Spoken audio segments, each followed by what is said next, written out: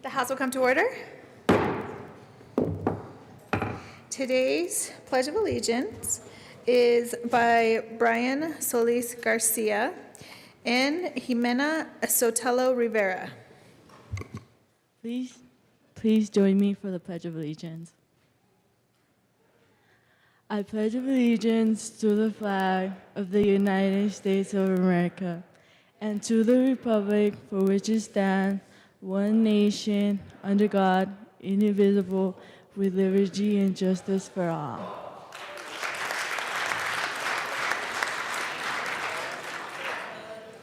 Thank you so much for joining us today. And they're guests of Representative Buckner, and they're from East High School. Thank you. Oh, I'm telling you. Okay. Representatives Arndt,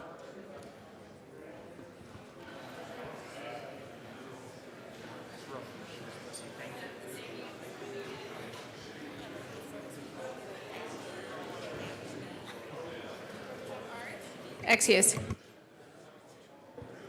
Becker J.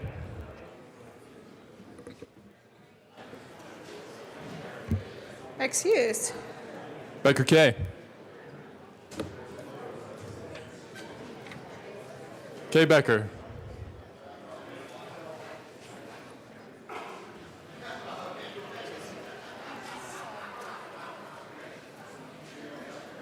Excused. Beckman. Benavides. Bridges.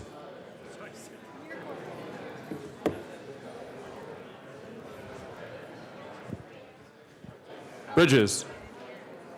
Representative Martin is present.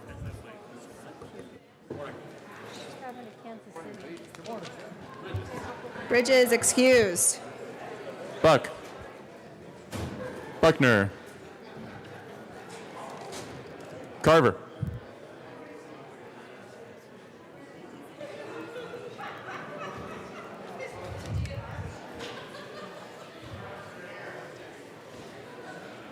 Carver. Catlin. Coleman. Covarrubias. Danielson. Escar. Everett. Representative Bridges is present. Exum. Foot. Okay, ready. It's been notified. We got the whole thing.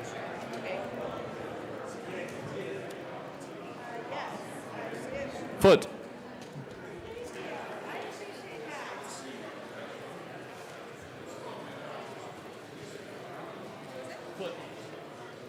Excused. Garnett. Janal. Gray.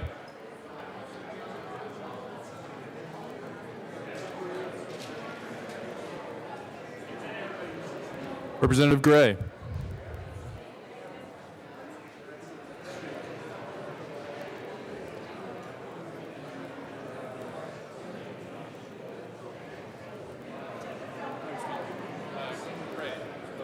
Excused. Hamner.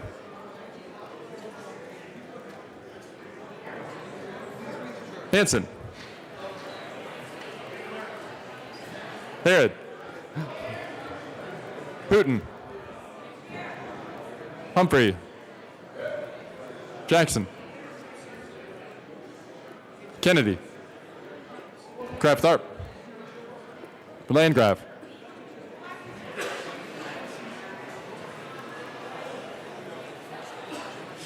Landgraf.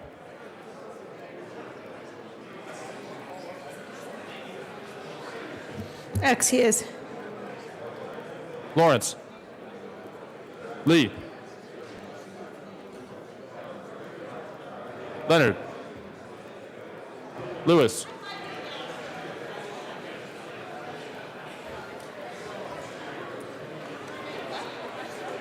Okay, custom, thank you. Lewis. Did you get me?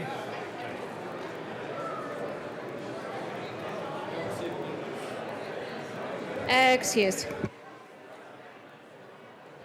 Liston. Lontine.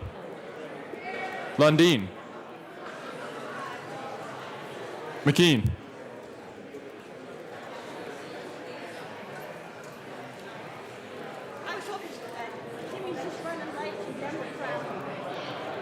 McKean.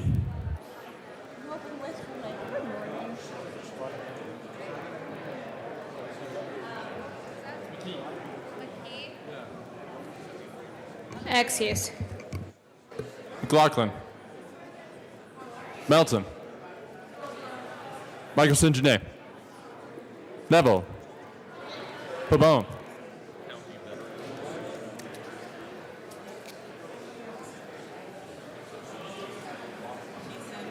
Pedersen. Rankin. Ransom. Ryer. Roberts. Representative Becker K is present. Roberts.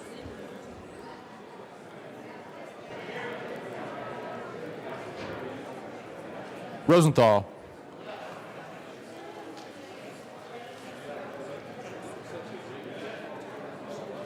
Rosenthal. Sane. Salazar. Sandridge.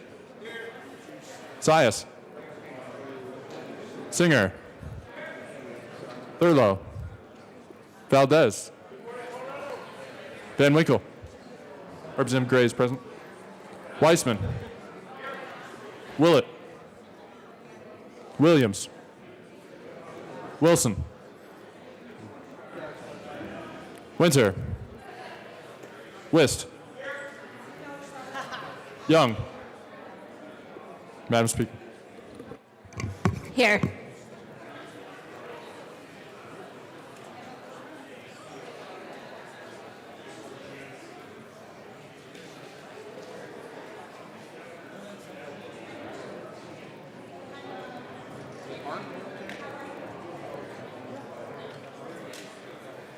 Representative Landgraf is present.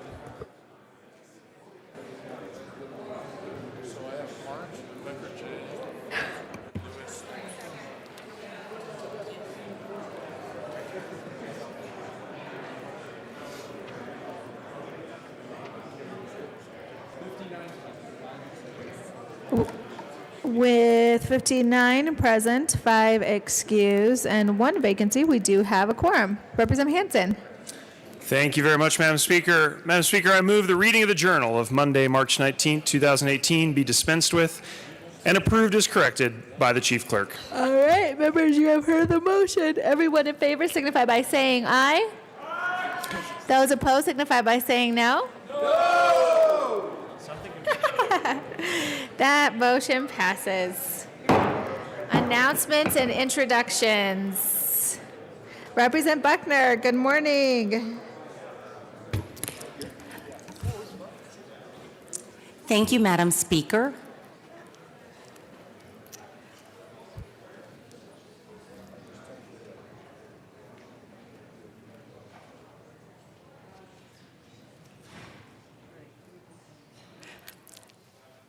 Want me to do it again? Okay.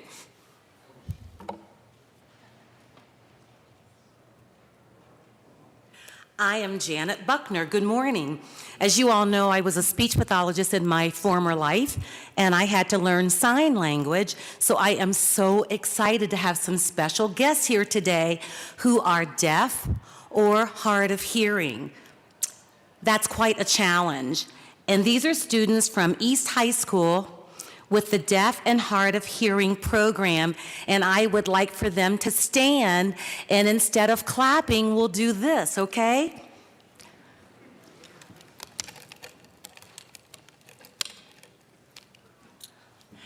Thank you. Thank you so much, Representative Buckner, and welcome to the Capitol. Announcements and introductions. Representative Sanders, I saw you first. Thank you, Madam Speaker. Academy International School. Are they here? I'm getting all these notes they're here. Academy International School.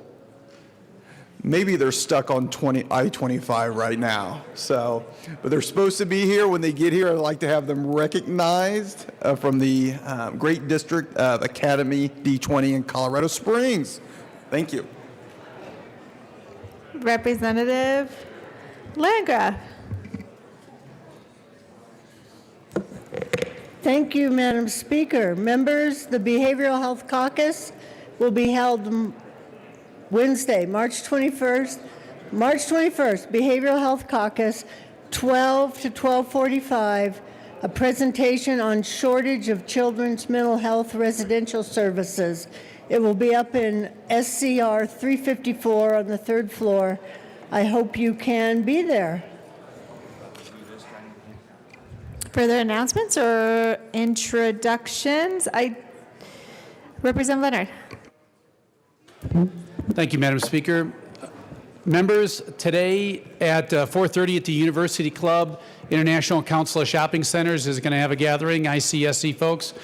Plenty of you are signed up, but you can always find your way there, University Club at 4:30 today to meet some of the folks that put up all your retail developments. Thanks. Further announcements or introductions? Representative Kennedy. Looks like you have a tribute this morning. Yes, thank you, Madam Speaker, along with Representative Valdez.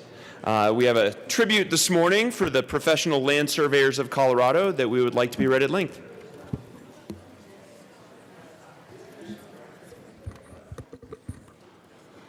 The House of Representatives convened in the 71st General Assembly hereby extends sincere commendations to Professional Land Surveyors of Colorado. In celebration of National Land Surveyors Week, March 18th through 24th, 2018, we are proud to recognize our state's professional land surveyors for their work that is so integral in the development and advancement of our state and nation. The surveying profession in Colorado requires various technical and research skills and special training, including knowledge of applied mathematics.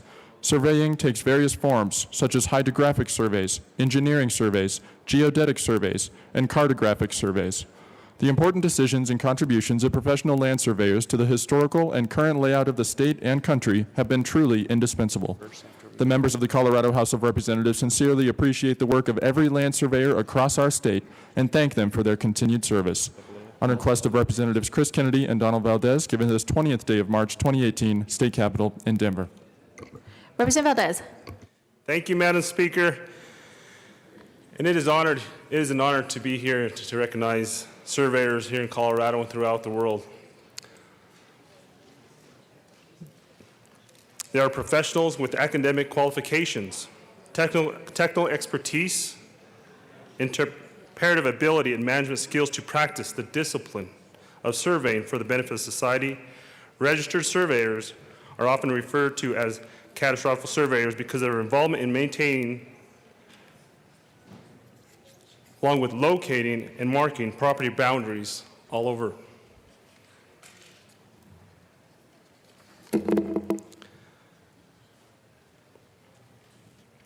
Between determining and locating and defining boundaries of public and private land, including national boundaries, interpreting anomalies in the catastrophe, and designing and establishing spatial references systems to provide a homogeneous framework of geographic and land information systems, collecting, analyzing, managing geographic data, and designing, establishing, and administering land and geographical informations.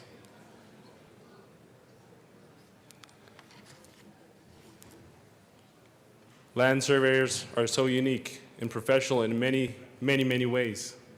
I cannot thank him enough. And we need more land surveyors now to continue in many ways. Thank you. Thank you, Representative Valdez. Representative Kennedy. Thank you, Madam Speaker. I remember when I was in engineering school when I got to take my first land surveying class, and it was the greatest opportunity to get out of the classroom for a few hours. Now, we certainly had to do our studying as well and learn how to pronounce words like theodolite, and if I don't even know how to spell it anymore. Even though that technology was at that time even becoming obsolete as we were moving towards total stations and some of the new technology that these surveyors have to keep up with on a daily basis. But learning the techniques that they use and getting out on the CU Boulder campus and some of these undeveloped parts of the campus to test our surveying skills and stake out what would potentially be new buildings was a great experience. The summer after my freshman year of college, I had an internship as a land surveyor, which was also a wonderful way to see part of the world that we so often take for granted and see what these professionals do that makes so much of what we do with construction and development possible. So I want to recognize 3 surveyors who are with us today in the back corner here, Todd Beers, Paul Bacchus, and Tom Breitenauer. Please help us welcome these surveyors.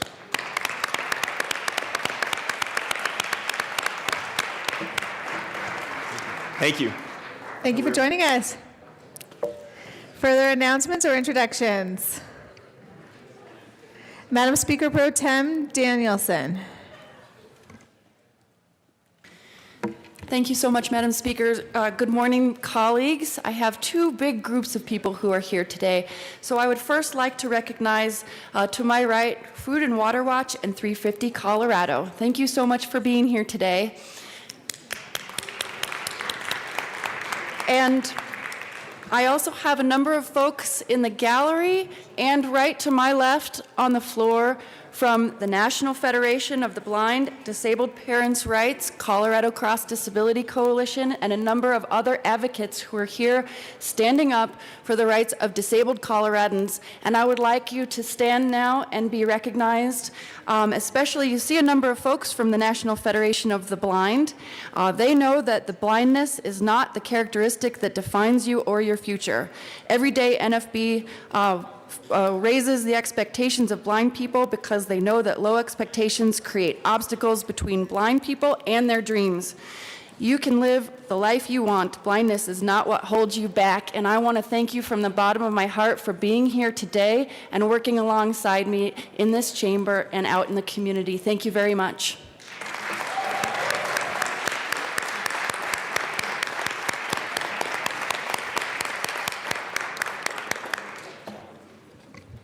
Representative Martins. Thank you, Madam Speaker. I know our calendars are busy, but Thursday is Ag Day. So don't eat breakfast on Thursday because we have Ag Day. It's the best food day of the year, and you get to go around the Capitol and see all the great ag producers will be here. So remember Ag Day Thursday. Thank you. All right, fantastic. Thank you, Representative Arndt. Any further announcements or introductions? Announcements or introductions, going once, going twice, seeing none. That takes us to third reading of bills.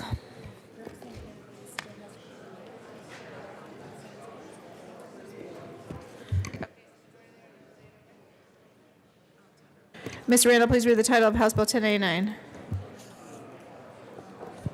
House Bill 1089 by Representative Benavidez, considering a form of pretrial criminal procedures in connection with the prohibiting use of monetary bonding except for certain defendants and requiring courts to conduct timely hearings to reconsider monetary conditions of bond under certain circumstances.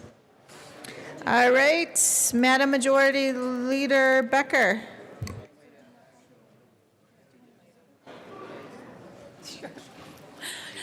Thank you, Madam Chair. I move to lay over House Bill 1089 till Wednesday, March 21st.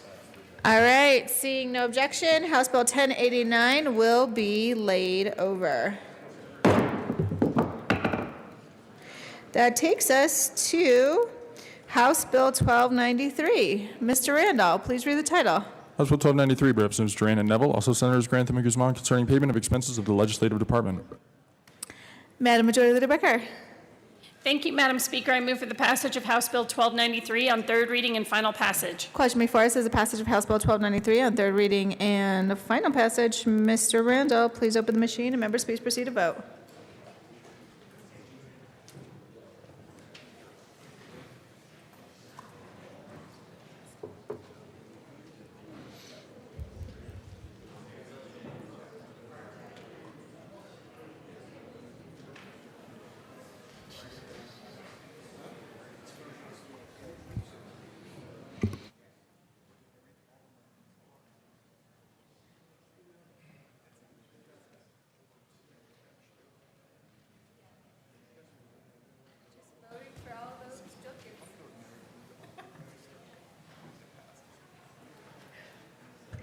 Representative Beckman, Covarrubias, Singer, please vote.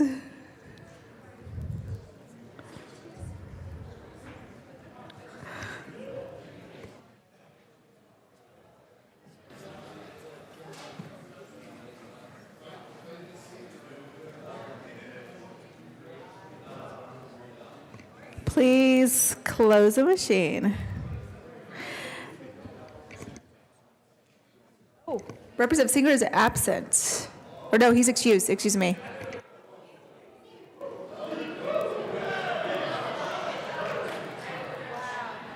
That was impressive, Representative Singer. Okay. Please close the machine. With 54 yes votes, 7 no votes, 3 excused, and 1 vacancy, House Bill 1293 is passed. Co-sponsors.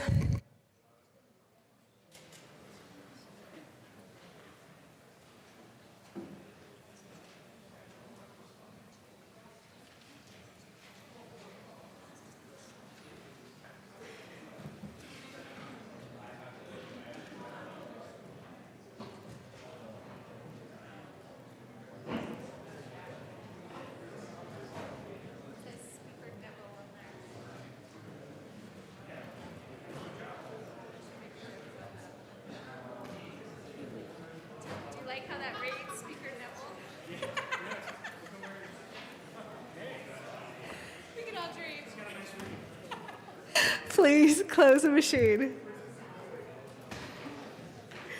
Mr. Randall, please read the title of House Bill 1156. House Bill 1156, President Lee, also Senator Holbrook, concerning limitations on penalties for truancy. Madam Majority Leader Becker. Thank you, Madam Speaker. I move for the passage of House Bill 1156 on third reading and final passage. All right, the question before us is the passage of House Bill 1156 on third reading and final passage. Mr. Randall, please open the machine, and members, please proceed to vote.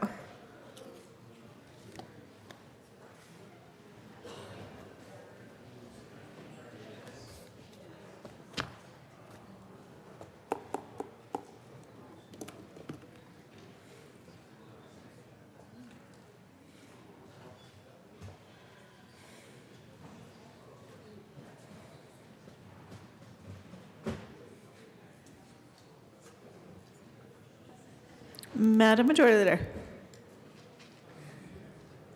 please close the machine. With 57 yes votes, 4 no votes, 3 excused, and 1 vacancy, House Bill 1156 is passed. Co-sponsors.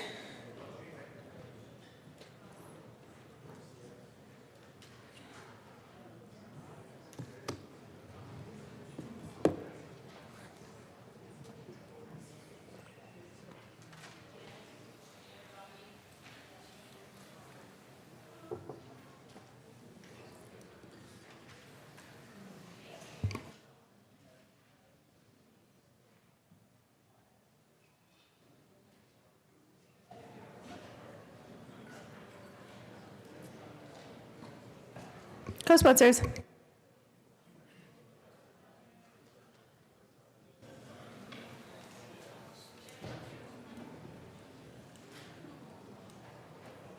Please close the machine. Mr. Randall, please read the title of House Bill 1104. House Bill 1104, Representative Danielson, also Senators Moreno and Lambert, concerning family preservation safeguards for parents with disabilities. Madam Majority Leader Becker. Thank you, Madam Speaker. I move for the passage of House Bill 1104 on third reading and final passage. All right, the question before us is the passage of House Bill 1104 on third reading and final passage. Mr. Randall, please open the machine, and members, please proceed to vote.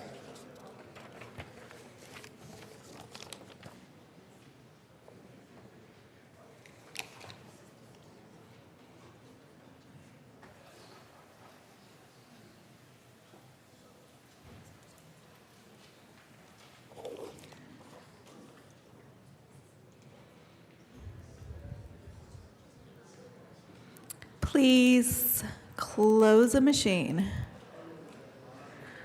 With 47 yes votes, 14 no votes, 3 excused, and 1 vacancy, House Bill 1104 is passed.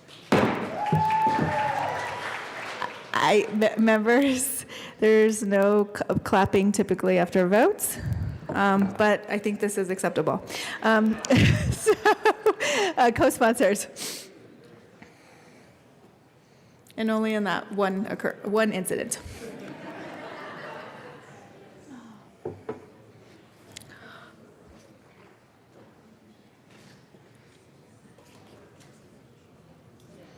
Co-sponsors.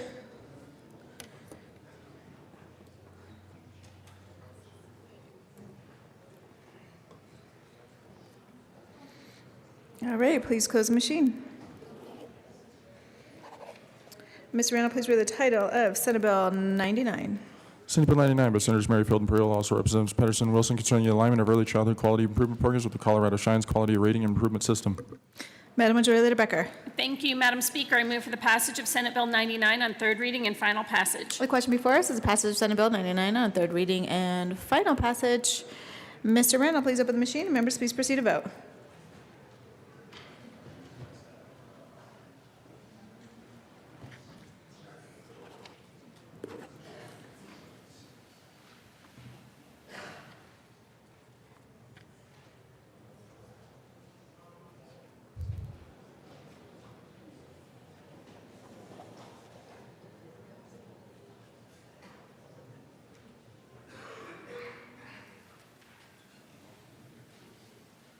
Representative Janal. Please close the machine. With 39 yes votes, 22 no votes, 3 excused, and 1 vacant, Senate Bill 99 is passed. Co-sponsors.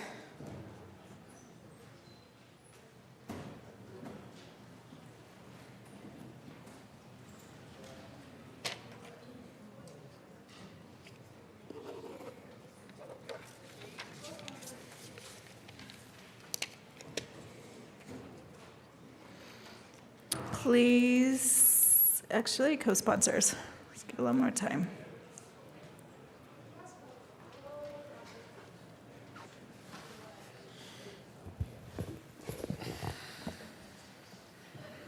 Please close the machine. Mr. Randall, please read the title of Senate Bill 160. Senate Bill 160 by Senator Lambert, also Representative Pam, concerning the authority to operate certain teacher development programs in connection with their establishing alternative licensure programs and induction programs. Assistant Majority Leader Garnett. Thank you, Madam Speaker. I move for the passage of Senate Bill 160 on third reading and final passage. The question before us is the passage of Senate Bill 160 on third reading and final passage. Mr. Randall, please open the machine, and members, please proceed to vote.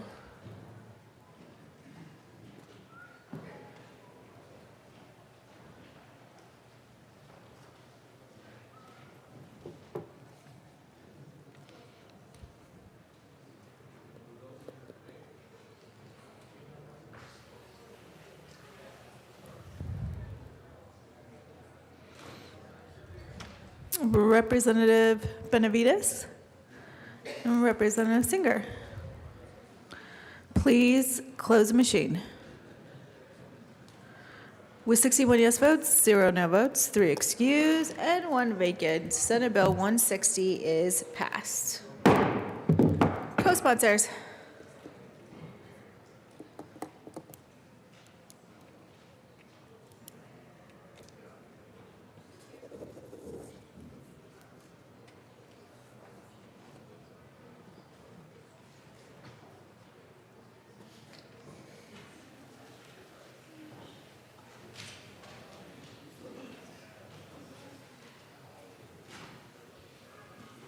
Please close the machine. All right, that takes us to general orders, second reading of bills. Representative Kennedy.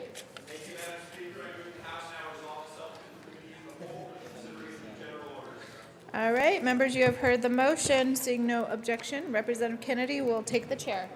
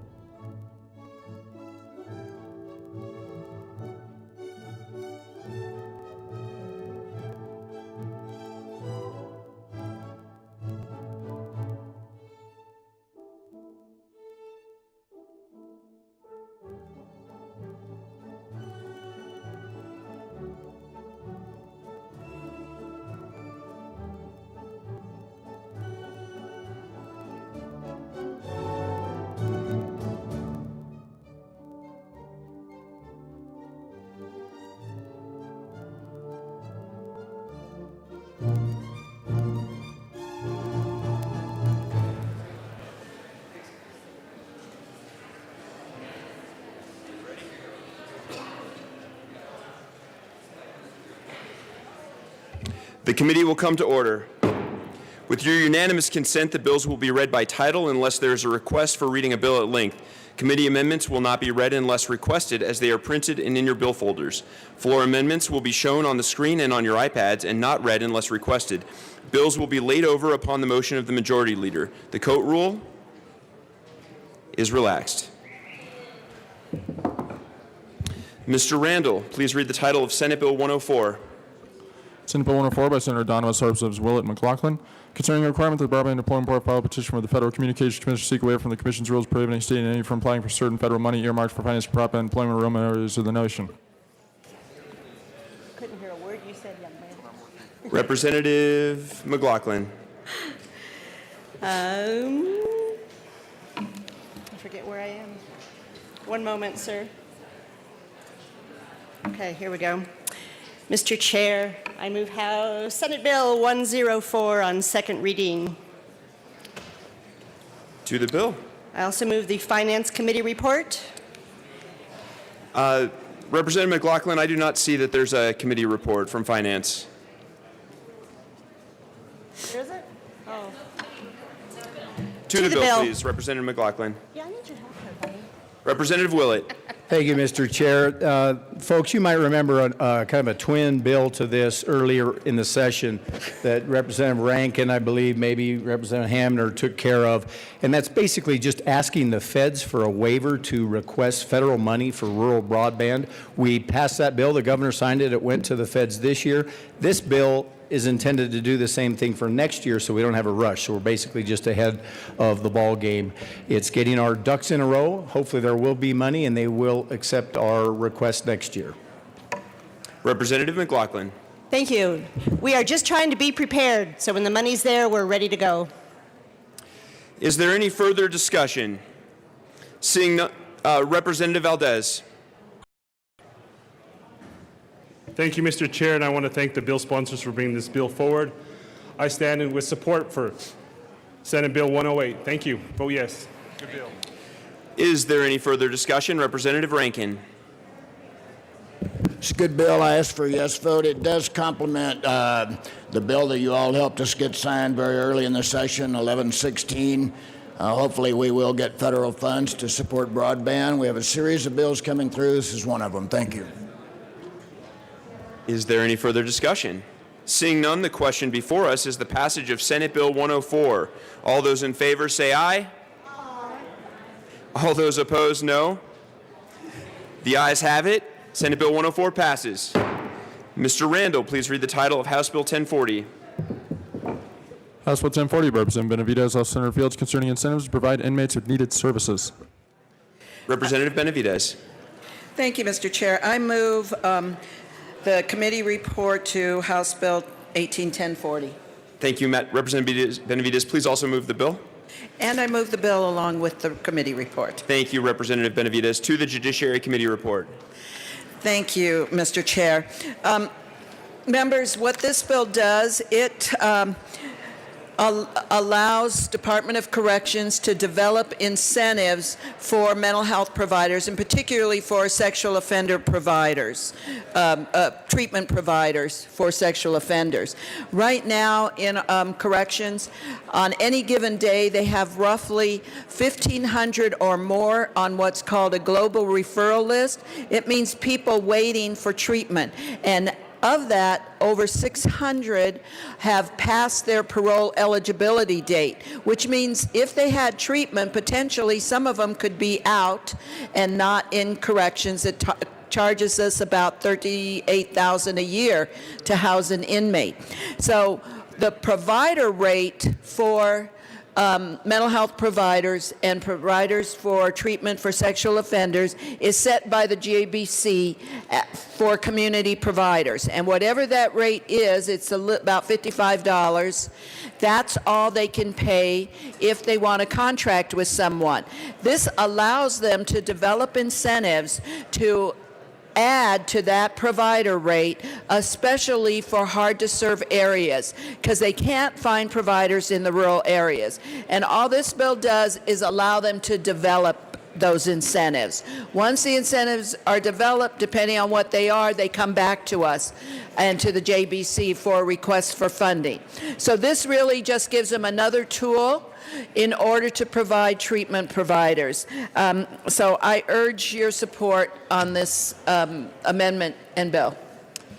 Is there any further discussion on the committee report?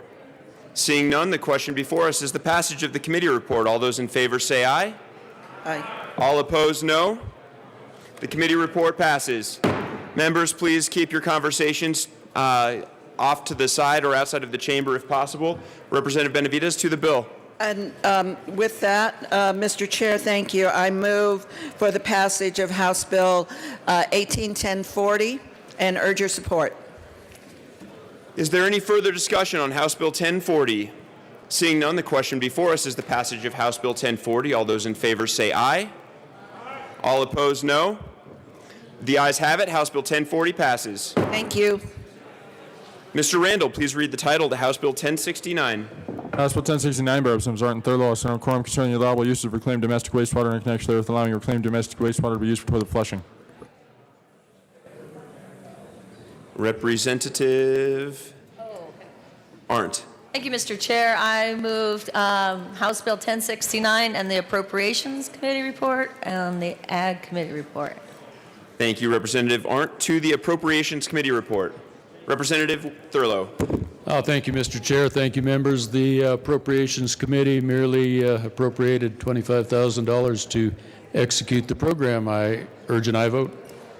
Is there any further discussion on the Appropriations Committee report?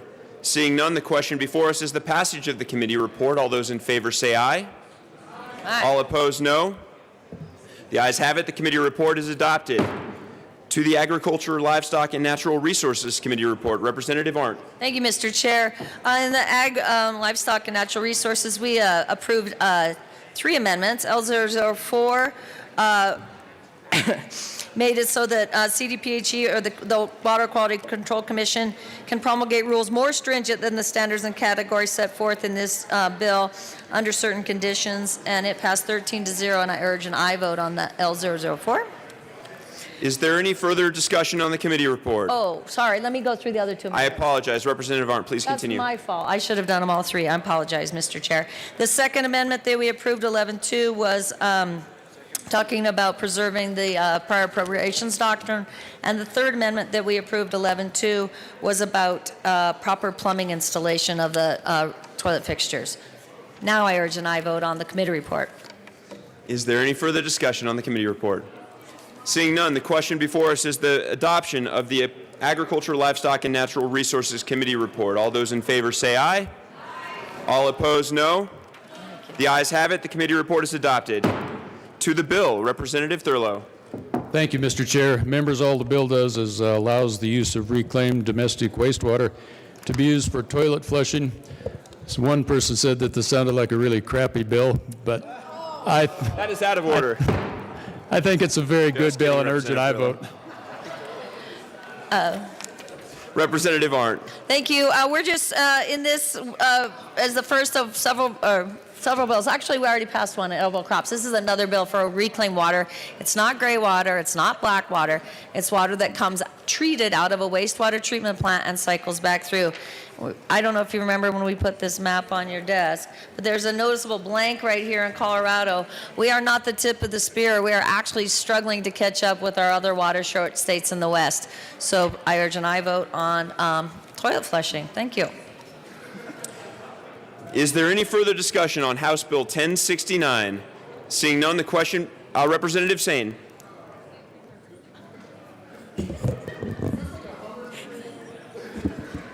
Well, I will say, thank you, Mr. Chair. I will say that Representative Thurlow didn't take the words right out of my mouth. But I do want to say I am a no on the bill. I like the concept, but there is an issue of increasing salinity in some of these river basins. And for me, we've had this discussion, I have this discussion with the bill sponsors, that there isn't a standard right now that I would be comfortable with that would protect irrigated agriculture. And I'll say those words again, irrigated agriculture. Because if we don't have a certain parts per million, there's certain crops that these farmers can't grow. And if that's the case, it's a takings. So my concern is more to do with the total dissolved salts within the total dissolved solids, the salinity factor. So that's why I continue to be a no on the bill, because of that concern. Thank you. Is there any further discussion on House Bill 1069? Seeing none, the question before us is the passage of House Bill 1069. All those in favor say aye. Aye. All opposed, no. The ayes have it. House Bill 1069 passes. Mr. Randall, please read the title of House Bill 1092. House Bill 1092, Representatives Melton and Singer, all Senator Neville, concerning a pilot program for marijuana delivery. Representative Melton. Thank you, Mr. Chair. I move House Bill 1092, the Finance Committee report and the Appropriations Committee report. To the Appropriations Committee report. They gave us money. I ask for an aye vote.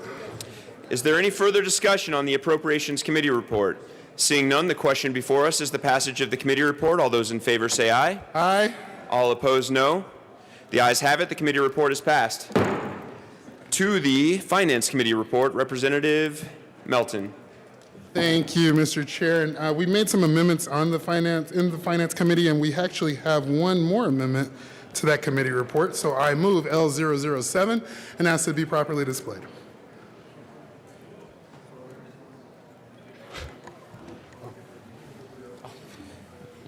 The amendment is properly before us. Please proceed. Thank you, Mr. Chair. So there were some concerns that arose from MED on this. So what this amendment does is it takes out the language MED originally asked for regarding the point of sale for taxation purposes. If two municipalities enter into a memorandum of agreement for delivery of pot, and that's mainly what it does. So with that, I would ask for an aye vote.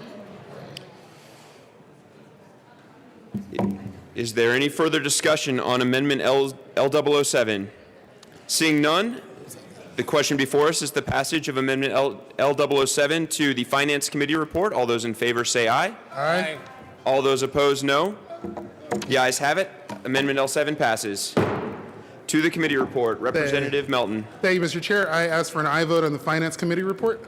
Representative Benavidez. Thank you, Mr. Chair.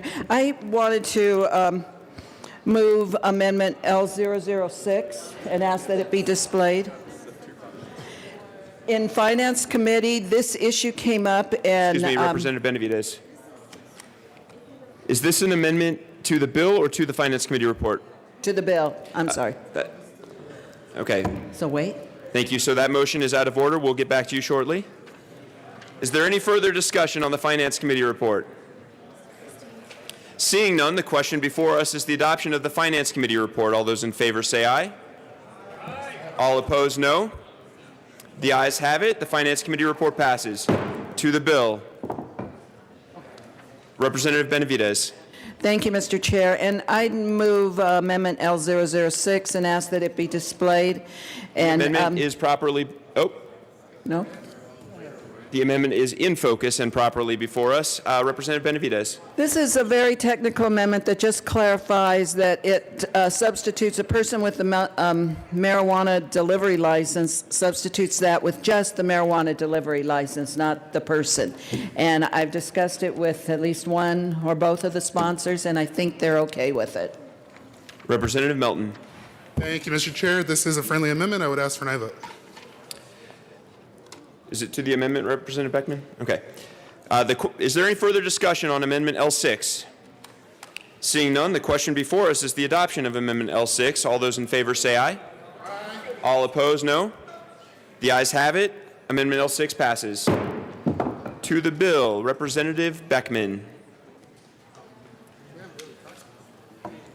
Oh, I know, maybe there's... We're also deferential today. Representative Singer. Thank you, Mr. Chair. And members, now that we're actually to the bill, we've gone from Representative Thurlow's bill dealing with the bowl, and now we're to the pot. And so what does this bill actually do? This is a public safety bill. This is a public safety bill that ensures that people are not driving high on the road.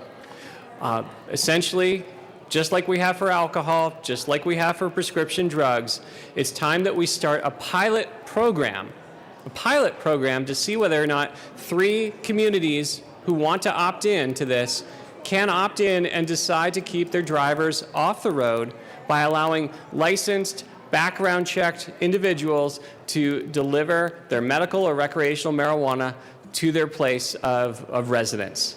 That's basically all what this bill does. This way, people aren't going to the dispensary, purchasing, sometimes unfortunately imbibing, and then getting on the road. This is a measure that will actually help keep our roads safer and at the same time start regulating marijuana more like alcohol. And I ask for your aye vote. Representative Melton. Thank you, Mr. Chair. And members, I concur with what my co-sponsor just said. And this isn't a new concept. We actually did this with the transporter license bill that we passed, I think, last year or the year before. This really does help us safeguard where marijuana is, and especially when it's on our streets. This helps us keep people from just driving willy-nilly with it and allows it to be delivered safely and securely to people's homes as opposed to them on the road with it. Members, I would ask for an aye vote. No willy-nilly. Representative Beckman.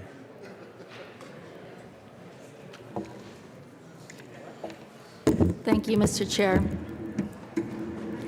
I would ask for a no vote on House Bill 1092, and I respectfully disagree with the sponsors of the bill. I do not believe that this is a public safety bill. In fact, in finance hearing, we heard a great deal from our state patrol department and law enforcement and also Colorado counties. And so I'm just going to reflect a little bit about what they said about this bill that they are adamantly opposed to. Colorado counties pointed out that this would be a risky proposition given the additional scrutiny that Colorado will be under as a result of the recent rescinding of the Cole Memorandum by U.S. Attorney General Jeff Sessions. They also commented that the mechanics of this bill are convoluted enough that it's hard to believe that any municipality would participate. And they also talked at length about how counties that are not participating, how difficult it would be for those local cities and counties to enforce. But what was really compelling in the hearing was what we heard from law enforcement. I sat on finance now for about 1.5 years, and I've never seen such a strong response to any bill from the public safety community as I have on this one. And I'm just going to tell you a little bit about what they said. There was a belief that the legalization of marijuana was supposed to make it easier for law enforcement to focus on more serious crimes.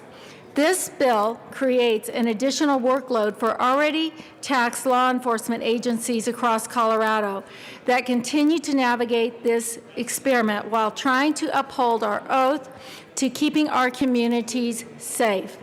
The potential for violence and robbery on our roadways of transport vehicles is not an acceptable risk.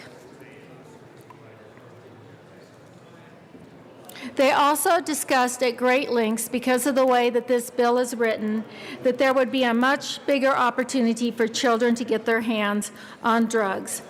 This bill is a step too far. Our law enforcement community is asking us, please don't support this bill. Colorado Counties is asking us, please don't support this bill. And I would ask for a no vote on House Bill 1092. Representative Melton. Thank you, Mr. Chair. And while I understand my colleagues' concern, we've actually, again, been doing this. We've been doing this with the transporter license in terms of getting it from the grow house to the dispensary, or to the distributor to the dispensary. And we have not seen a spike in crime. We have not seen a spike in theft. We've actually seen a more secure system. And also, when it comes to this system, we will have tracking mechanisms in place to make sure it's getting to the person that it's supposed to get to. So I definitely understand the concerns, but those concerns are unfounded. And they are especially unfounded because this is not a new concept. This is what the state has been doing. There's already pounds and pounds of marijuana being transported on our roads and on our highways, and it's done in the safest and most secure manner. We're just saying let's take it one additional step from the dispensary to the home. And I believe that that will be even more safe and secure for making sure that people who need it for medical reasons or want it for recreational reasons aren't going and picking it up, maybe imbibing on their way home, and then being a danger on our roads. So members, I again ask for an aye vote on this bill. Let's get this done. Is there any further discussion on House Bill 1092? Seeing none, the question before us is the passage of House Bill 1092. All those in favor say aye. Aye. All opposed say no. No. House Bill 1092 passes. Mr. Randall, please read the title of House Bill 1118. House Bill 1118, Representatives Janal and Beckman, all Senators Aguilar and Crowder, concerning the creation of the Healthcare Legislative Review Committee to study healthcare issues that affect Colorado residents throughout the state. Representative Janal. Thank you, Mr. Chair. I move House Bill 1118 and the Appropriations and HIE report. Thank you. To the Appropriations Committee report, Representative Janal. Thank you, Mr. Chair. The Appropriations report actually estimated that the bill cost would be less than the amount identified by LCS, the revised fiscal note, and also it was a difference of about $8,000, and instead of 0.4 FTEs, it was brought down to 0.1 FTE. I ask for an aye vote. Is there any further discussion on the Appropriations Committee report? Seeing none, the question before us is the adoption of the committee report. All those in favor say aye. Aye. All opposed say no. The ayes have it, and the committee report passes. To the HIE Committee report, Representative Janal. Thank you, Mr. Chair. I move L004 and the HIE Committee report. What it is, it changed the name of the committee. Representative Janal. Yes, Excuse Mr. me. Chair. Is Amendment L004 an amendment to the committee report, or it was part of the committee report? Mr. Chair, it was part of the committee report. Okay, please continue. Thank you. Thank you for the clarification. What it did was the HIE report changed the name of the committee, and it took out the fact that it was asking for 6 meetings. We brought that number down to 2, and those are 2 trips that legislators may take out into various rural or urban areas of this state of Colorado. I ask for an aye vote. Is there any further discussion on the Health Insurance and Environment Committee report? Seeing none, the question before us is the adoption of the committee report. All those in favor say aye. Aye. All opposed, no. The ayes have it. The committee report passes. To the bill, Representative Beckman. Thank you, Mr. Chairman. I have a colorful graph that I would like to be shown. Thank you. It's a favorite of ours. The total budget, both state and federal, in the state of Colorado for health and human services and health is 41%. It's about a $30 billion state budget. This bill will help us meet our statutory responsibility and fiduciary oversight of these departments and add transparency for the taxpayers. It'll allow a small amount of expenses for reimbursements and legislative staff support. This could facilitate meetings and visits to healthcare clinics, hospital drug treatment facilities, counties, community health centers, and managed care facilities in both the rural and urban communities. We deal with very complex issues. This would be the first step to bring standing and resources to this committee and to these communities. And I ask for an aye vote. Is there any further discussion on House Bill 1118? Seeing none, the question before us is the passage of House Bill 1118. All those in favor say aye. Aye. All opposed, no. The ayes have it. House Bill 1118 passes. Mr. Randall, please read the title to House Bill 1131. Representative, Mr. Assistant Majority Leader. Thank you, Mr. Chair. I move to lay over House Bill 1131 one day. You have heard the motion of the Majority Leader. House Bill 1131 will be laid over one day. Mr. Randall, please read the title to House Bill 1132. House Bill 1132, Representative Michael Janelle, also requiring considering amount that the Department of Corrections is required to reimburse County or City or County for the confinement and maintenance in the local jail of any person who is sentenced to a term of imprisonment in a correctional facility. Representative Michelson Janae. Thank you, Mr. Cowchair. It's an honor to serve with you. It's an honor to serve with you as well. I move House Bill 1132 and the committee report. To the Judiciary Committee report, Representative Michelson Janae. Thank you, Mr. Chair. For 1132, the Judiciary report is actually a strike below of the bill, and what it does now is ask the JBC to do a little bit of research to use information to set the rate by which we reimburse county jails for holding DOC inmates. Is there any further discussion on the committee report? Seeing none, the question before us is the adoption of the Judiciary Committee report. All those in favor say aye.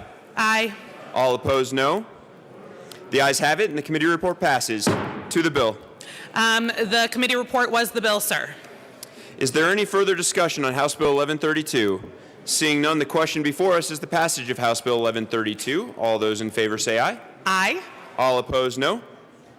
The ayes have it, and the bill passes. Thank you, sir. Mr. Randall, please read the title to House Bill 1147. House Bill 1147, Representatives Janelle and Ransom, also under quorum, concerning continuation of the regulation bill will modify the weather in connection therewith implementing the sunset review recommendations of the Department of Regulatory Agencies.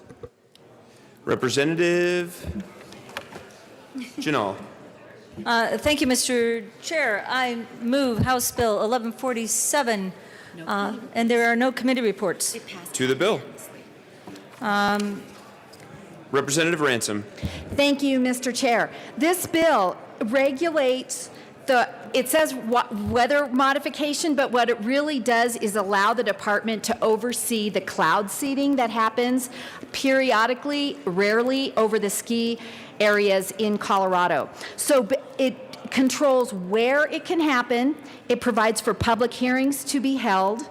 It controls who receives a permit and has the ability to cease operations if there's a high snowpack or avalanche danger. Because of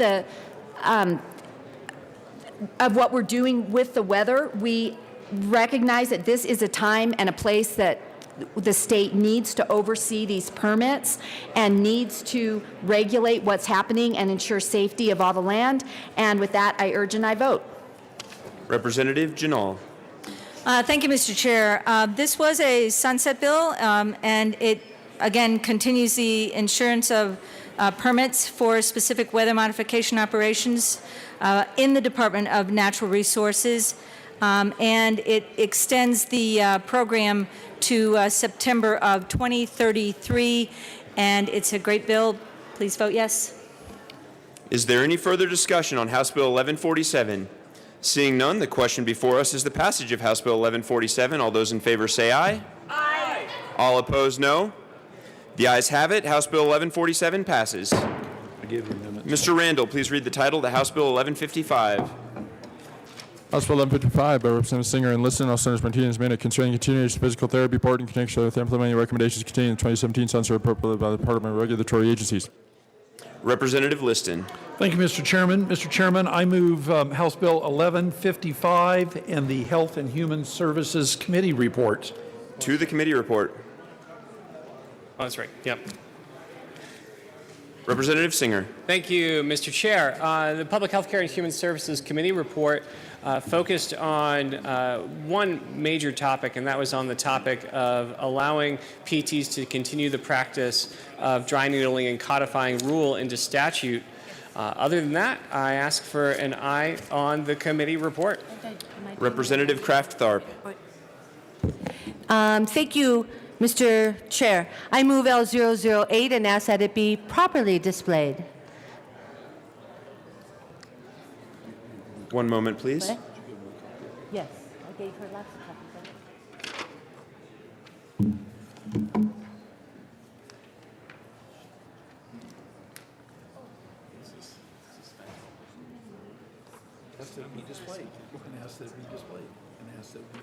No, I did.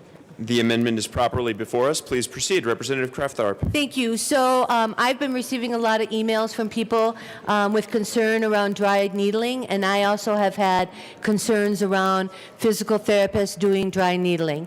And so what I've worked with half of the sponsors, half of the sponsor team around how can we build in the guideposts around dry needling. So the department has rules that are set, but we need to state in law that to refer to those department rules, and that those department rules need to stay in place. So basically what we've put together is that a physical therapist is authorized to perform dry needling if the therapist has the knowledge, skill, ability, and documented competency to perform the act. If they successfully completed a dry needling course of study, obtains written informed consent from each patient, and then the board may promulgate rules. And then we kept in the section from the committee that says that the performance of dry needling is not the performance of acupuncture. So what I'm trying to do is hear the concerns of those people that we have heard from, build in the guardrails around this to make sure that as they're doing it, they have the training and competency that they need. So I ask for your support. Representative Liston. Thank you, Mr. Chairman. Mr. Chairman, I would rise in support of L008. This is a friendly amendment, and I know that Representative Kraft Tharp has done a good job in trying to balance the concerns of all parties. I want to speak just briefly to the concept of dry needling. It's not a concept, it's a reality. I have personally had dry needling done on myself. Don't laugh. It actually does work. It was done by competent physical therapists. They know and understand exactly what they're doing. It solved my problem, and I think this is a good amendment, and I would urge an aye vote for L008. Representative Singer. Thank you, Mr. Chair. No, I appreciate what Representative Kraft Tharp is doing here, and I'll also ask for an aye vote. I think that this is just one more way to thread the needle on this issue.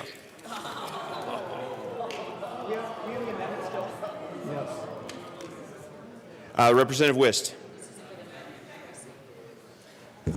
Thank you, Mr. Chair. This is a question for the sponsor of the amendment. The amendment talks about an informed consent.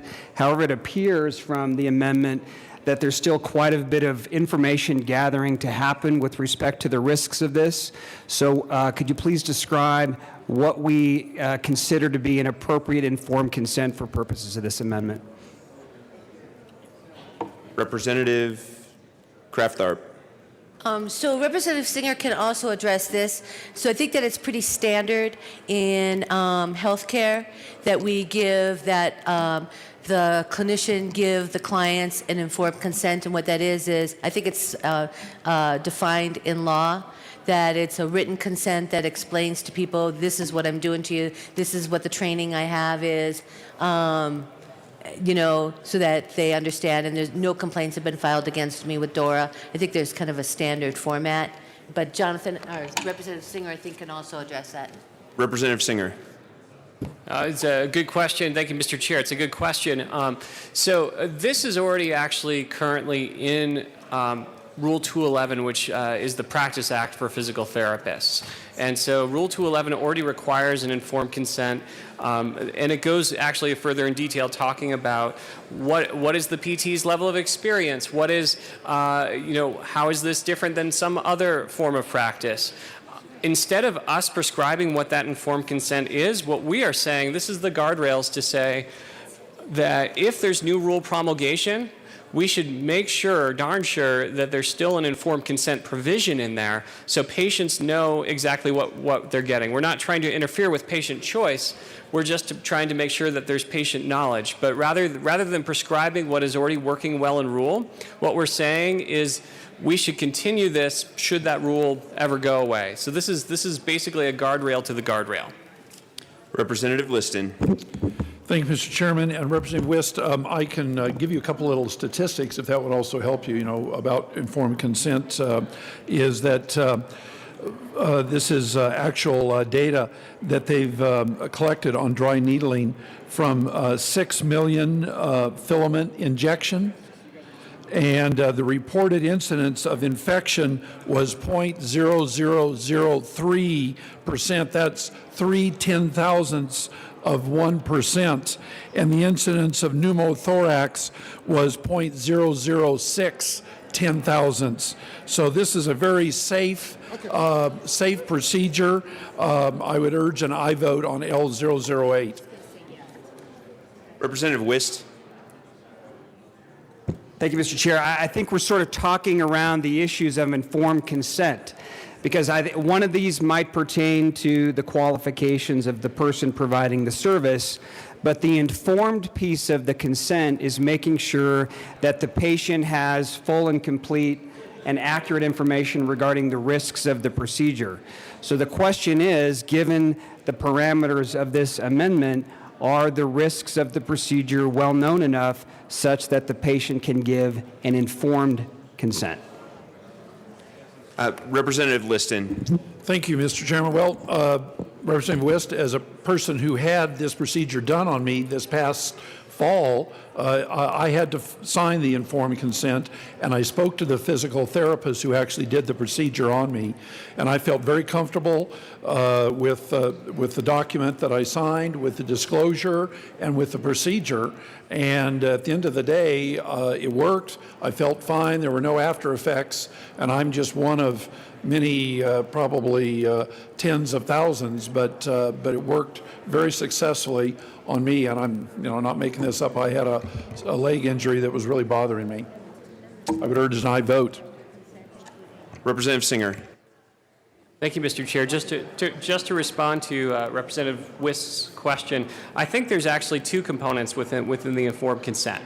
So the first one is, your question, do we know sufficiently whether or not the risks outweigh the benefits, or where we're going with that? So on that, I actually asked the DORA, I said, how many examples, founded substantiated incidences of harm have occurred?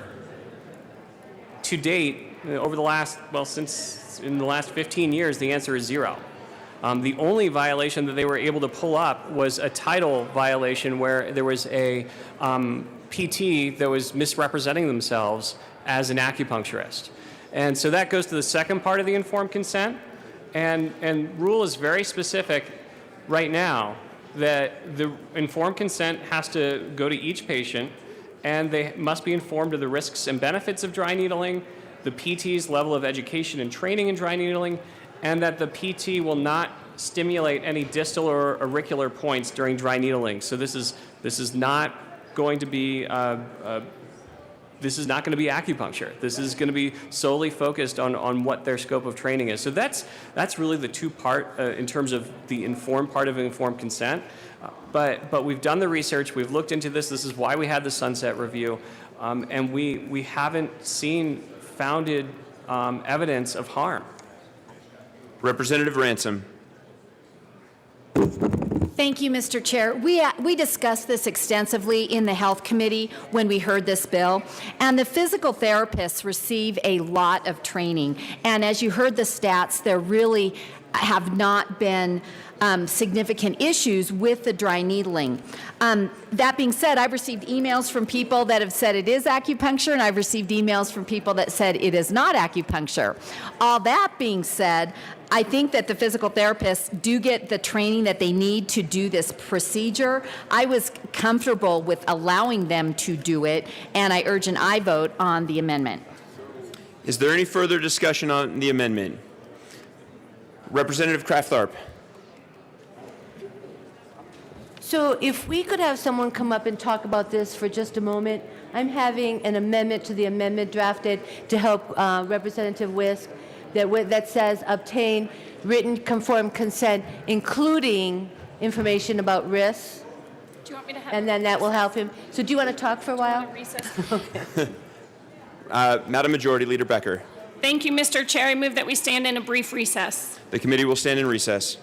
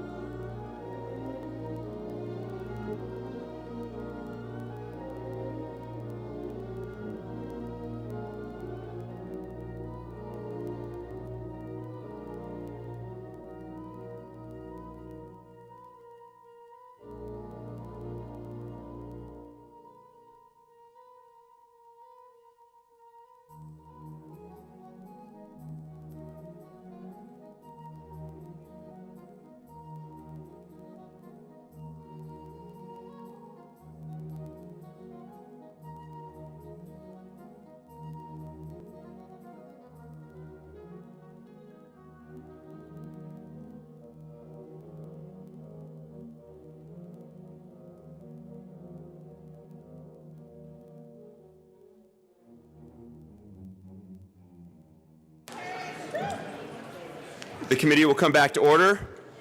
Madam Majority Leader. Thank you, Mr. Chair. I move to lay over House Bill 1155, one bill. Members, you have heard the motion. If there's no objection, we will lay over House Bill 1155, one bill. Madam Majority Leader. Thank you, Mr. Chair. I move to proceed out of order for the immediate consideration of House Bill 1256. You have heard the motion. We will proceed out of order to House Bill 1256.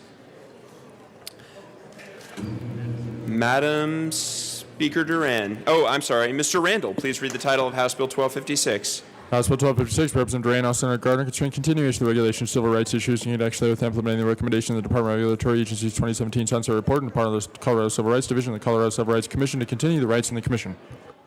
Madam Speaker Duran. Thank you, Mr. Chair. I move the Appropriations Committee report and also House Bill 1256. To the committee report. Thank you, Mr. Chair. This made an appropriation. I ask for your support.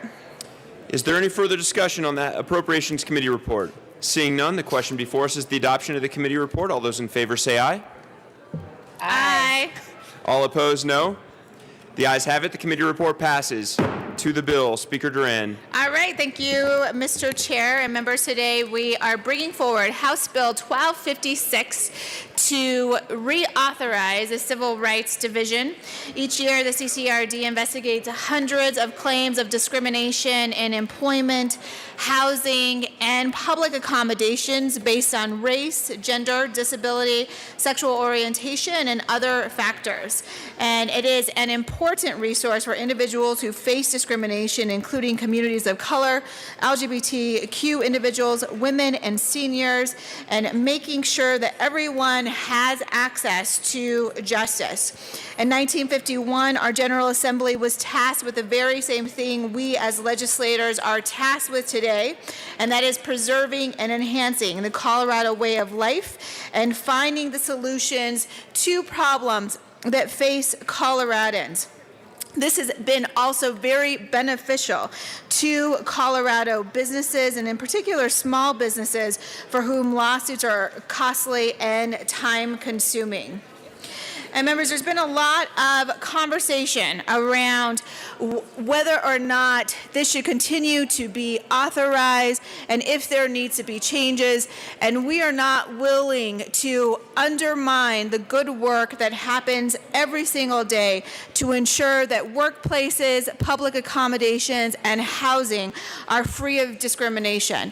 We heard in the committee hearing from many people from the Colorado community who said that there continues to be incidents on the rise when it comes to discrimination in the Latino and African American communities, Jewish and Muslim communities, and regardless of who you are, regardless of who you love, what background you're from, everyone should have a fair opportunity to be able to succeed. But really, when it comes down to it, this is about making sure that we continue to move Colorado in the right direction. And there have been landmark cases that have been decided through the division. This is about the Ute woman who showed up at a Cortez hospital claiming she had been raped and was turned away. This is about Hispanic borrowers, some who couldn't speak English and a lender who tricked them into taking mortgages for which they should have qualified. This is about a Coloradan with a disability who was immediately turned away by a landlord because of it. This is about the couple who was looking for a new home while expecting their first child and were wrongly denied their rental application. This is about the employee working at a rehab facility who was wrongly fired from his job when it was found he was using medication prescribed by his doctor to treat his depression. And this is about the LGBTQ community being denied basic accommodations and services at restaurants and establishments. Members, these aren't just talking points. These are the real life examples of the work that is accomplished every single day by the division and the commission. We need to stand up for Coloradans, and we need to show that we are an inclusive state, and we will stand up for everyone, regardless of background, race, gender, GLBT status, or whether you are a person with a disability. I ask for your support. Representative Herod. Thank you, Mr. Chair. Members, most of you guys feel the same way as I do when I say that I love Colorado. I am honored to serve the people of this great state. We are lucky to live in a state that is as diverse as it is bold in its leadership.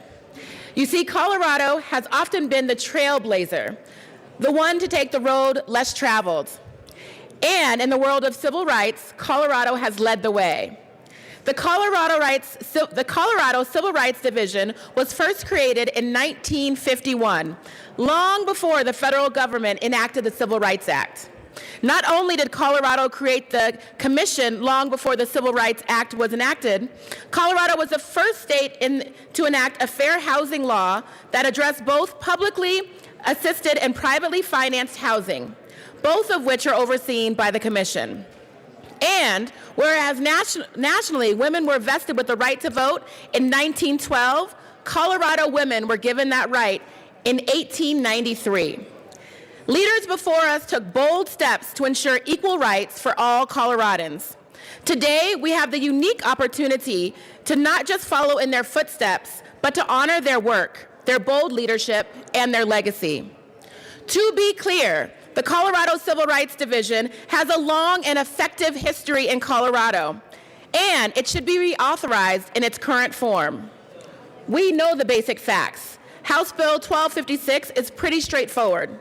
The bill simply is a reauthorization and funding of the Colorado Civil Rights Commission and Division. Of course, everything deserves a second look. And that happened, and that review happened in the House Judiciary Committee, and we concluded that the reauthorization in its current form was the best route to go. That vote was approved 10-1, bipartisan. The work of the commission and the division is important in Colorado's anti-discrimination laws. The division exists to promote equal treatment of all people. It investigates claims of discrimination in employment, housing, and public accommodations. Members, we know that discrimination can occur on the basis of race, color, religion, national origin, gender, disability, sexual orientation, age, and marital status. A brief glimpse of the division's work says more about why a yes vote is appropriate than what I could ever say. Example, a young woman working at a fast food restaurant complained that she was regularly sexually harassed on the job. Her complaints led to her firing. She turned to the Civil Rights Division for help. A disabled individual forced to choose between eviction and paying a fee for their service animal. The landlord continued to discriminate against the disabled individual by charging high pet fees, despite the fact that the pets were verifiable service animals. Excuse me, Representative Herod. Members, it's getting a little bit noisy in here. Representative Herod, please continue. Thank you, Mr. Chair. She turned to the Civil Rights Division for help. During a cold winter season, a resident called for heating services from a company, only to learn that that company did not provide service to the area. It was considered a no-call area because of the high number of African Americans and Hispanics that lived there. They turned to the Civil Rights Division for help. This is a mere glimpse of the discriminatory practices experienced by many everyday Coloradans, and they are the cases that the division played significant roles in addressing. The division does a great service to this state and its people, and members, that is why I'm asking you today for an aye vote. Thank you. Mr. Minority Leader Neville. Thank you, Mr. Chair. And members, I think we all can respect the division and the commission. I think some of the concerns that we have is we do sunsets for reasons, and the reason we do sunsets is to look at the processes we have in place, try to see if that's working, try to see if we can improve them and modernize them. And for that reason, I move L002 and ask that it be displayed. Well, it's on the desks.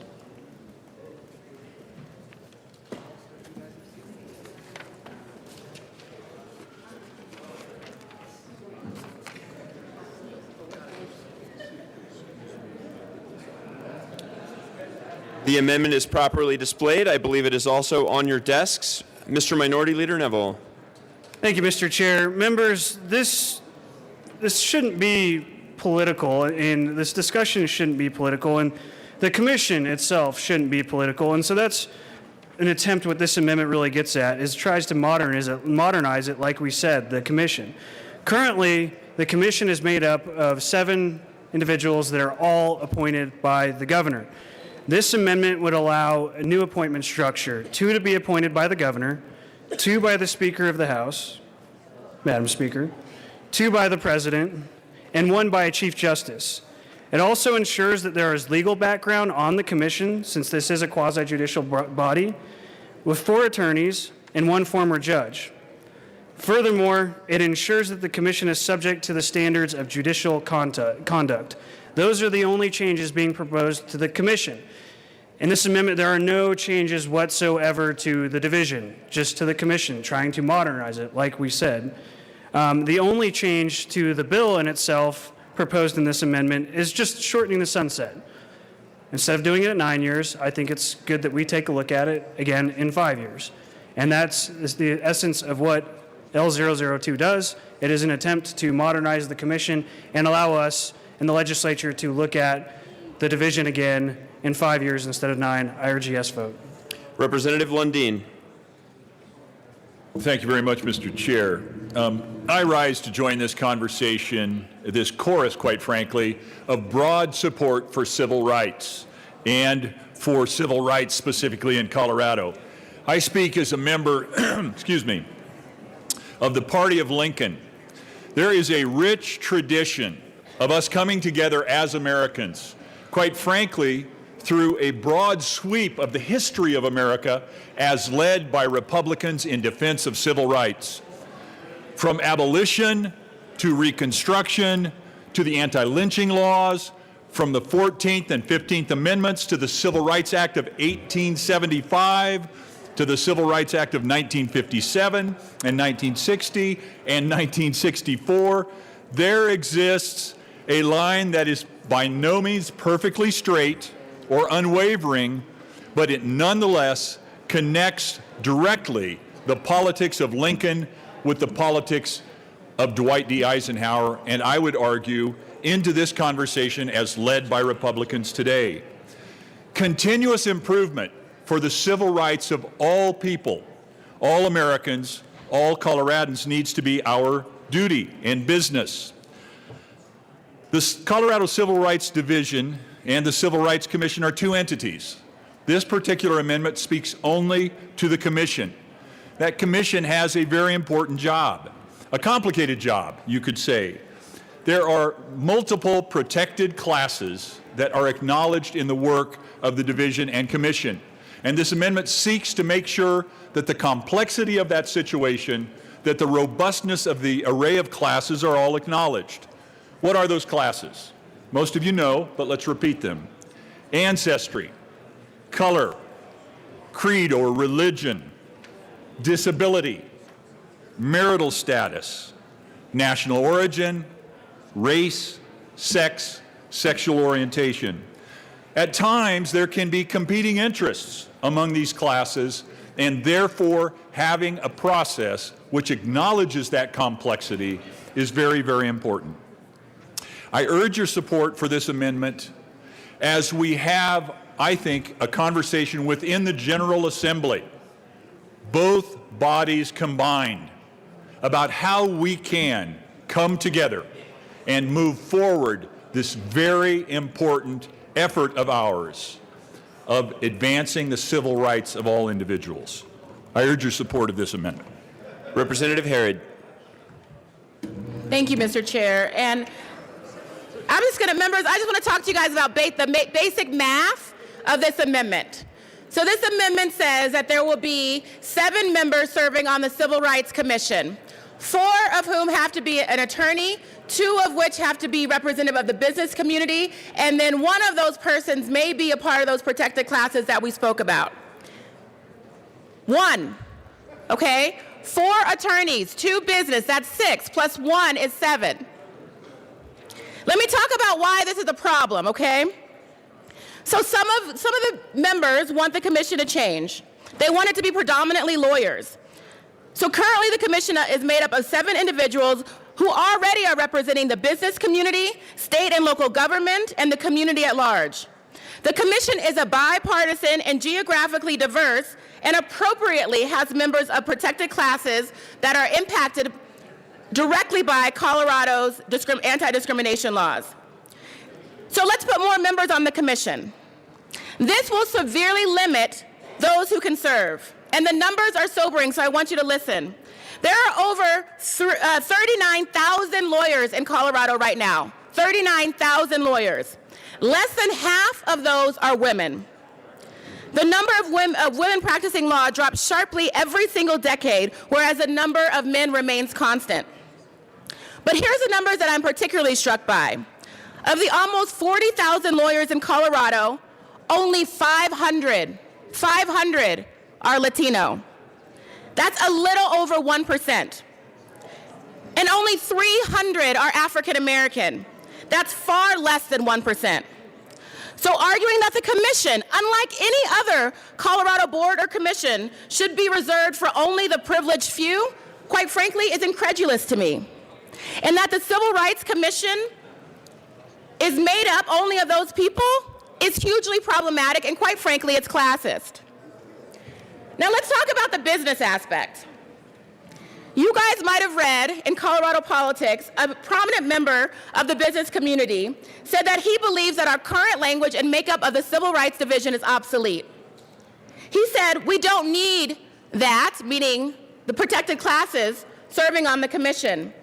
He says the Civil Rights Commission and Division should be impartial. The requirement that people of color and people who are protected status serve on the commission is like, I quote, telling a bank robber on trial that we are going to put 6 bank robbers in the jury. Members, this kind of arrogant talk is quite frankly the reason why we need the Civil Rights Division and the Civil Rights Commission.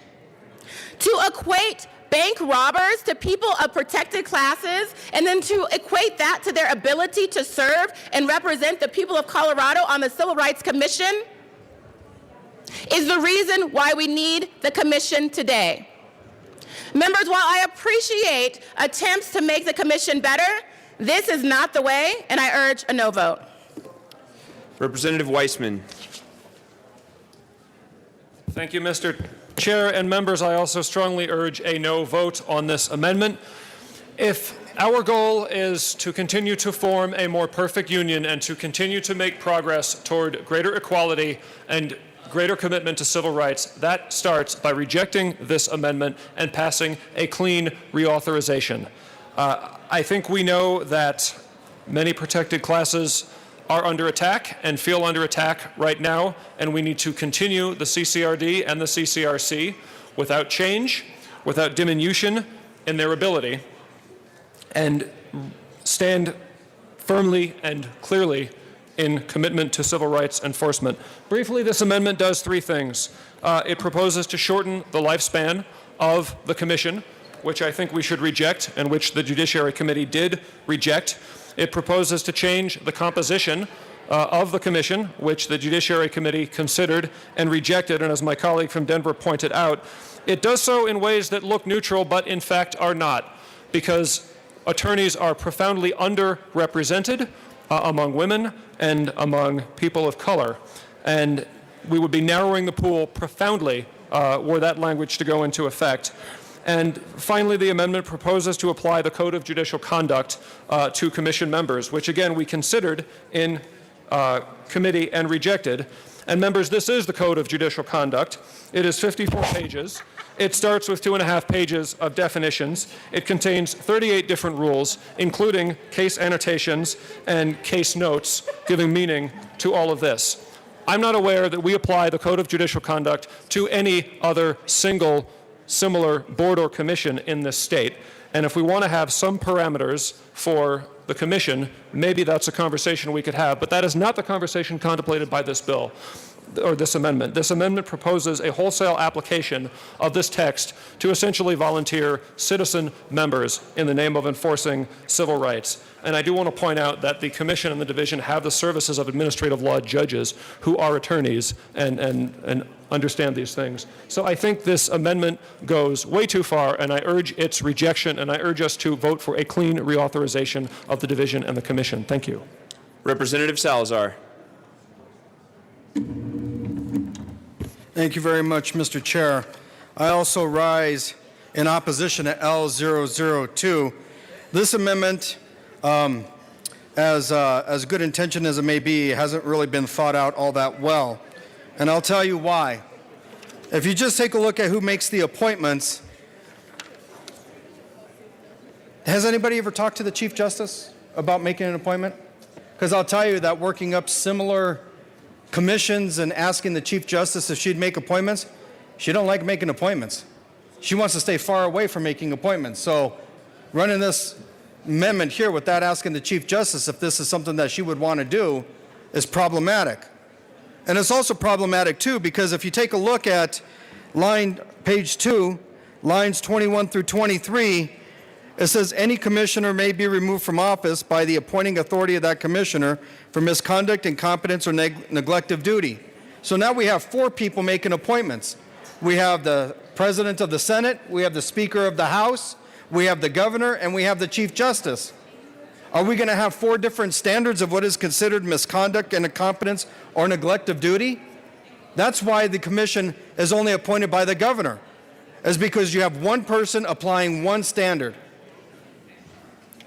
The other thing is that page 2, lines 10 through 12, now we have 2 members who are not licensed attorneys. Let's think about what Representative Wiseman said for a second, that we don't have any other similar structure in state government where they're held to the Code of Judicial Conduct. But what you want to do in this amendment here is now you have 2 members who are not licensed attorneys who are to be held to the Code of Judicial Conduct. Exactly how do you do that? How do you hold non-attorneys to the Code of Judicial Conduct? What's the penalty for that? 2 non-attorneys. Because the Code of Judicial Conduct applies to attorneys and judges. There are sanctions for violating the Code of Judicial Conduct. So what's the penalty for the 2 members who are not licensed attorneys? Nothing. As I indicated, this may be a well-intentioned amendment, but is so inherently problematic that it's untenable. The other thing is why would we put the Civil Rights Division, a major division of the only division enforcing civil rights in the state of Colorado, to another sunset hearing 5 years from now? Why would we do that? It costs thousands upon thousands of dollars, tens of thousands of dollars to go through sunset review. That's why many of these commissions, many of these agencies that we see come before us, that's why they only go through it every 9 years. And it's also a massive use of resources. The Civil Rights Division has been in existence for literally generations of Coloradans.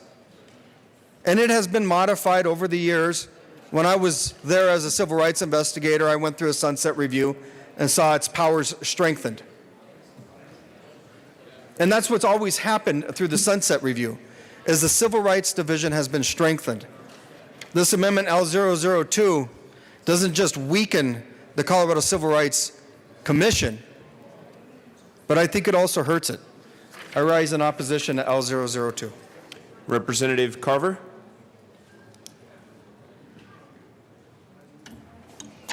Thank you, Mr. Chair. I rise in support of L002. You know, the Civil Rights Commission and the Civil Rights Division are critical institutions in the state of Colorado. I am fully supportive of the work the division does. It is critically important work. Colleagues, in Colorado, it is so important that the citizens of our state have an administrative forum that they can take complaints of discrimination to resolve, have looked at outside of a costly litigation process. And again, L002 has no impact, makes no changes at all to the division, which is the unit that makes the investigation into the complaints, makes a determination of probable cause, develops the record on the case. And so it is really the commission's role as acting as an appellate body. And again, fully supportive of the commission. Very important that Colorado established this as a national leader in the 1950s to drive the conversation to challenge acts of discrimination, discriminatory attitudes, but really say in Colorado, regardless of your background, sex, race, that you had equal opportunity to pursue your dreams. I am fully supportive and committed to the commission continuing on, reauthorizing. But I have to say, members, that in looking at the appellate role that the commission does in individual cases, once the division has made their determination on individual complaints of discrimination, the commission acts as a quasi-judicial body in that individual case. And it is in that role of the commission acting as a quasi-judicial body that I believe L002 speaks to the kind of background and code that the commission should incorporate. That is, additional members with legal background, as well as the same judicial code of conduct which incorporates very important conflict of interest rules that administrative law judges have. Understand that in our structure here, the appellate role can be done by the commission or by an administrative law judge, because that's the nature of this appellate overview that the commission is currently performing in individual cases. And so that is why I believe L002 is an improvement to the commission, is a strengthening of the commission, and is fully consistent with meeting the goals of the commission and the division. And what is that goal? To ensure that the civil rights and individual liberties of every citizen in Colorado is fully and completely protected. And so I ask for your support of L002. Mr. Assistant Minority Leader Wist. Thank you, Mr. Chair. I too join my colleagues in calling for the support of the continuation of the Civil Rights Division and the Civil Rights Commission. I voted for it in committee, but I think we're missing some important points, and I rise in support of this amendment because I think it's important for us to recognize the important differences between the Civil Rights Division and the Civil Rights Commission. The reforms that we're discussing in this amendment don't affect the Civil Rights Division at all. The Civil Rights Division has three primary functions. First of all, enforcement. The Civil Rights Division is charged with enforcing Colorado's anti-discrimination laws in employment, housing, and public accommodations, not affected by this amendment. CCRD works in cooperation with the U.S. Equal Employment Opportunity Commission and the U.S. Department of Housing and Urban Development, Office of Fair Housing and Equal Opportunity. Again, not affected at all by this amendment. With respect to CCRD's investigation powers, CCRD is charged with investigating claims of illegal discrimination defined as adverse treatment based on a person's protected class. Protected class is set out in state statute. This is very, very clear. Race, color, religion, national origins, ancestry, sex, pregnancy, disability, sexual orientation, and that's unique to Colorado, by the way, age, marital status, and familial status. Again, none of that investigative power by CCRD is affected at all by this amendment. Finally, CCRD has statutory authority with respect to education. It engages in education and outreach activities designed to provide information about anti-discrimination laws to individuals, businesses, government agencies, and community groups. Again, not affected at all by this amendment. I think it's important to understand the very limited focus of the Commission and the proper context for the Commission in this flow of the process. I have a chart which I think would be helpful. I've received permission from the Majority Leader to display this and ask that it be displayed at this time.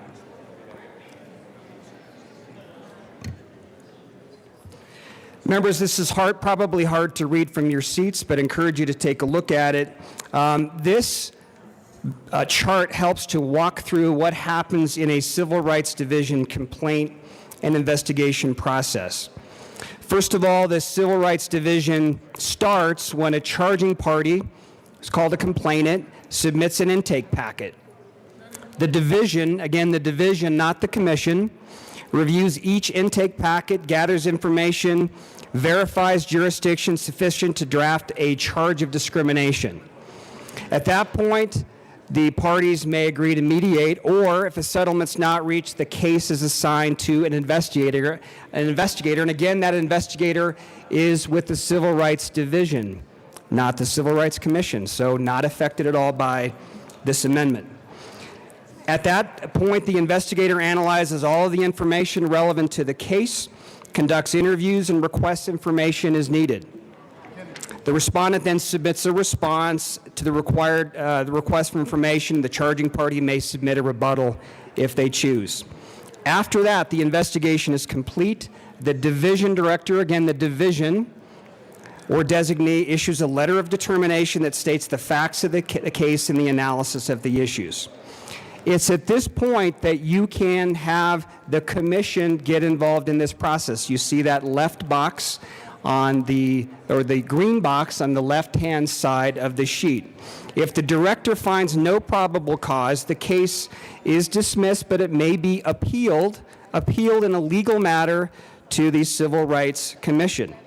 And if probable cause is found, the division here may hold a mandatory mediation, or if the case is not settled, it goes to the Commission to decide whether or not to take the case to a public hearing. So we're hearing all this discussion about how the Commission's role is central to the enforcement of civil rights for Coloradans. I think we all agree that the enforcement and protection of civil rights for Coloradans is essential, and I fully support that. But if you look at this chart, the green boxes, the two green boxes, are the two places where the Commission plays a role in this process. So look closely at the language of those two boxes. The Commission in those instances is acting as a judicial body. Representative Salazar made a good point, raised a question with respect to why are other boards and commissions not subject to the Code of Judicial Conduct. I think it's a fair question. Here's my response. Other commissions and boards are not involved in making or doing adjudications of serious constitutional questions. And if you look at the role of the commission, it may be required to do sophisticated constitutional analysis. The question for us, members, is should the people doing that constitutional analysis have legal training? Should it function more like a court rather than a politically appointed board? That's the question that's before us. Not whether we support the mission of the commission, but whether in the context of this sunset process, in terms of improving the work of the commission and making it effective for all Coloradans, whether or not that reform makes sense. I'd suggest to you strongly that it does. So when we put the commission in its proper context, I think you'll recognize that this amendment goes to a small portion of the process. The Civil Rights Division remains completely intact and unaffected and untouched by this amendment. In that vein, and because I think this amendment will improve the commission and make it better and improve civil rights for all Coloradans, I ask for an aye vote. Representative Herod. Thank you, Mr. Chair. I want to respond to some of my good friend and colleagues' statements just now, and you can feel free to leave up the chart. That will be helpful. Having the Colorado Civil Rights Division in place to mediate civil rights complaints arguably makes Colorado a much more attractive place for business because of how much it reduces frivolous lawsuits. Colorado law requires that all discrimination complaints are first investigated by the Colorado Civil Rights Division before the party goes to court. This requirement helps employers and businesses to avoid frivolous and costly lawsuits, while at the same time ensuring that discrimination complaints are impartially investigated. In fiscal year 2015-2016, there were 737 discrimination charges against Colorado employers that were filed. Of those 737, only 16 were found by the division to have probable cause. That's roughly 2%. In other words, the Colorado Civil Rights Division and Commission likely prevented all of those 737 claims from being taken to court, thus protecting good employers and business owners without sacrificing the protection of the employees for discrimination. If we allow the Colorado Civil Rights Division to sunset, the only method of recourse for employees will be to file their discrimination complaints through our court systems, which we already know is overburdened and costly. Members, the Colorado Civil Rights Division works in its current form to protect businesses and prevent these types of lawsuits. I ask, if it's not broke, why fix it? I ask for a no vote on this amendment. Representative Melton.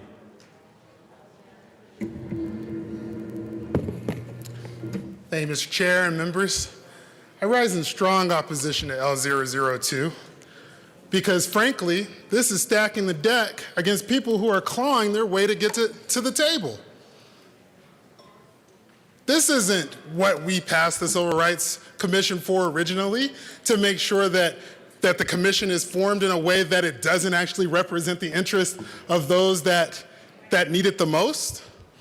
And it kills me that we do this with a straight face underneath Barney Ford.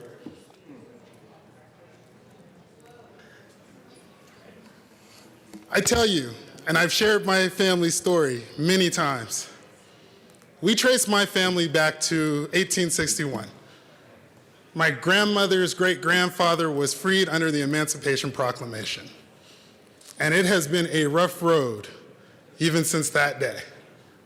My family comes from the Deep South, and I have been horrified by the stories, the countless stories that she has told me that they had to deal with and that my great-grandparents had to deal with. Stories about having to drive at night sleepy because there was no motel that would take them. How they had to go hungry because there was no restaurant that would feed them.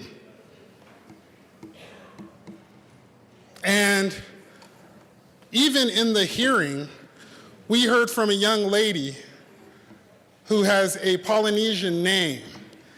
And she talked about how in this day and age, she has a hard time finding a job or applying for school under her own name because it doesn't sound Anglican. Trust me, I understand it too, because the name Javon isn't one that's so common either. And so when I come down here and see this type of amendment being placed on the Civil Rights Commission, it makes me disappointed, especially in a state that has been so progressive when it comes to civil rights. My grandfather moved my family here to Colorado because he was tired of what he was seeing in the Deep South. Well, then, members, this amendment is what I would expect out of the Deep South, not out of the Mile High City. This stacks the deck against people who cannot even get to the table.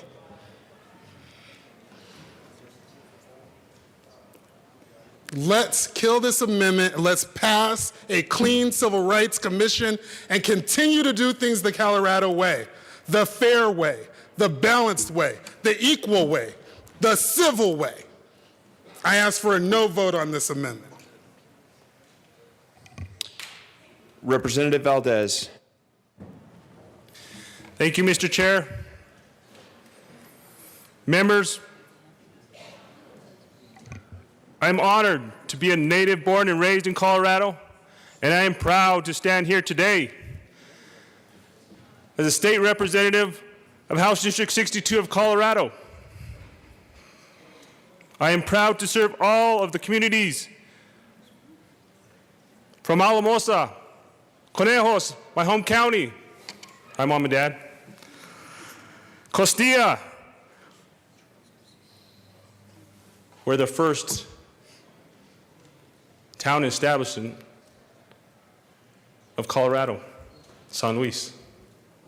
Huérfano, Mineral, Pueblo, Rio Grande, Saguache, counties of House District 62, but most of all for all the people that live in our communities, the people, those of many different backgrounds. We should not be discriminated against those because of disability, race, creed, color, sex, sexual orientation, national origin, ancestry, material status, religion, or age. Or whether you're Latino or African American, for all those communities, for the people, those that cannot, and those of the LGBTQ communities. I stand here today for my family, my friends, my neighbors, and I ask a no vote on this amendment. Thank you. Is there any further? Representative Wist. Too many tall people in this chamber. Thank you, Mr. Chair. I think this has been a good discussion, members, and I think we've seen that there is a lot of common ground and support for the division in the commission, and I think that's a great thing, and one thing that we all should be united in support of. I'll simply say that the commission is somewhat of a unique animal in the United States because based on my research, there's no other state that has a quasi-judicial body inserted into this process the way Colorado's done it. I think we should be proud of that legacy and something that we've added to this process that improves it and makes it better. We think in that spirit, this amendment helps to further the mission of the commission. I didn't mean to rhyme, but I guess I just did. So ask for an aye vote on 002. Is there any further discussion? Mr. Minority Leader Neville. Thank you, Mr. Chair. And members, I'm a little disappointed, but again, not surprised. Here we are discussing an amendment that changes the structure to a body.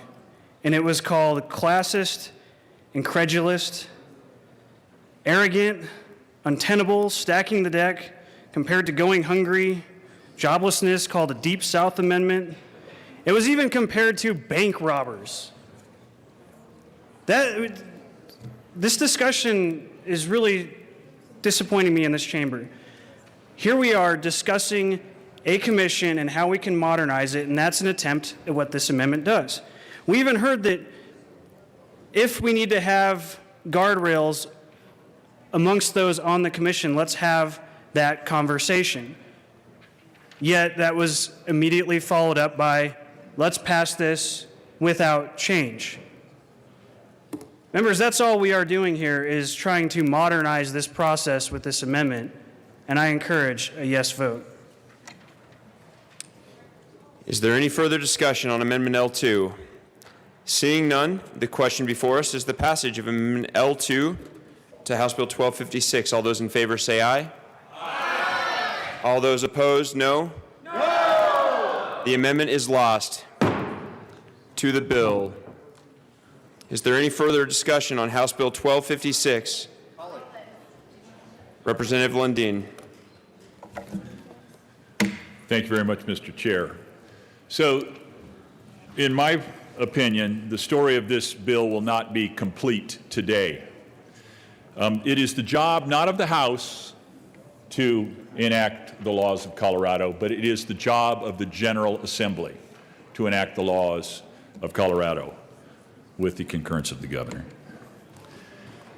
I believe that we will return to this discussion with further input, with broader perspectives, and an opportunity to do exactly what we've been discussing here with regard to this amendment, and that is to modernize, to rationalize, to make sure that we are in fact serving well the complex and sometimes conflicting needs of civil rights, the civil rights of the people of Colorado.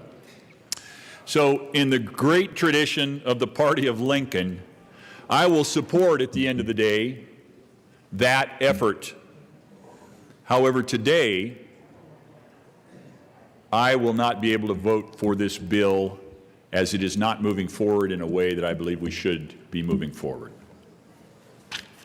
Is there any further discussion? Representative Salazar.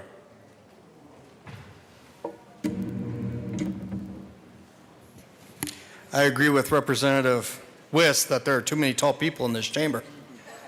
I think Representative Wiss and I represent the early 1900s representative in terms of stature than rather the 21st century representative. I don't even know where to go with that right now. Oh, Representative Young. Members, we have to be careful with the use of the term modernizing. What we have seen both in committee and with the most recent amendment leading to this bill is not modernizing. Modernizing would mean that it would improve the Civil Rights Commission and its functions. And one thing that is absolutely missing in the argument is how the commission isn't functioning correctly. Maybe you don't like how the commission functions. That would be a legitimate argument if you said that. I don't like how the commission functions. But no one can say that the commission isn't functioning effectively. So you're not modernizing when you're trying to mess with something that has been streamlined over literally generations of legislators. You're just kind of messing with things a little bit, tinkering with it, and then slapping a label on it called modernization. When you have communities of color, when you have the disabled community, the LGBTQ community, women's groups, and so many others saying, don't mess with the commission, it works just fine, and business groups saying, don't mess with the Colorado Civil Rights Commission, you're not modernizing. Now, I heard the implicit message in there that if it gets out in the current form that it's in right now, it's going to get over to the Senate, and we're going to have these discussions. Well, guess what? That's how this legislative body works. Is the Senate gets to do what they want to do, and then we have to go to conference committee, and yada, yada, yada. But what we're saying to the Senate is, let's move this one through, unchanged. Let's not mess with people's civil rights. Let's not mess with those groups who have asked for clean authorization. And let's not slap labels on there like modernization as though you're trying to do something to improve the commission when it's already very streamlined. That's what we're talking about. Is this be cool with each other and with the commission and with the people of the state of Colorado, and just move this one through without any fighting, without any political grandstanding, none of those things. Let's just move it on through. Now, Madam Speaker had mentioned in her opening about some of the charges that the Colorado Civil Rights Commission has investigated. And one of them was a case that I investigated a few years back before I was a legislator. And that involved a Ute woman. She was sexually assaulted on the Ute reservation by a white male. The closest hospital is in Cortez, Colorado. And she went to that hospital. And I'm not saying anything that isn't already out in public. She went to the hospital for a rape kit, and they denied her one. She went to local law enforcement, the sheriffs as well as the chief, for a rape kit, and they denied her one. And she was told by the hospital that she had to drive, I believe it was between 78 and 90 miles to an Indian Health Services facility. Imagine that. Imagine if one of you was told that you had to drive an hour and a half to make sure that evidence was preserved. We conducted that investigation, and sure enough, it was without a doubt that the hospital did such a thing. And the Civil Rights Division found probable cause. The Civil Rights Commission upheld it. And then there was a settlement as a result. A mediation occurred. That's the good work that the Civil Rights Division does and the Commission does. As an investigator years back, I have seen the horrors of what human beings do to each other in employment, housing, and public accommodation. I have seen really bad nature of human beings. Treat someone poorly because they happen to be black. Treat women poorly because they happen to be women. Treat Latinos poorly because they happen to be Latino. And the disabled, my God, what I have seen done to the disabled in employment and housing and places of public accommodation. Really gives you a different perspective on humanity when you conduct investigations in civil rights. And don't tell me about the party of Lincoln, and don't tell me about the party of Obama either. I've seen human beings treat each other horribly and violate another human being's civil rights. It is incumbent upon us as representatives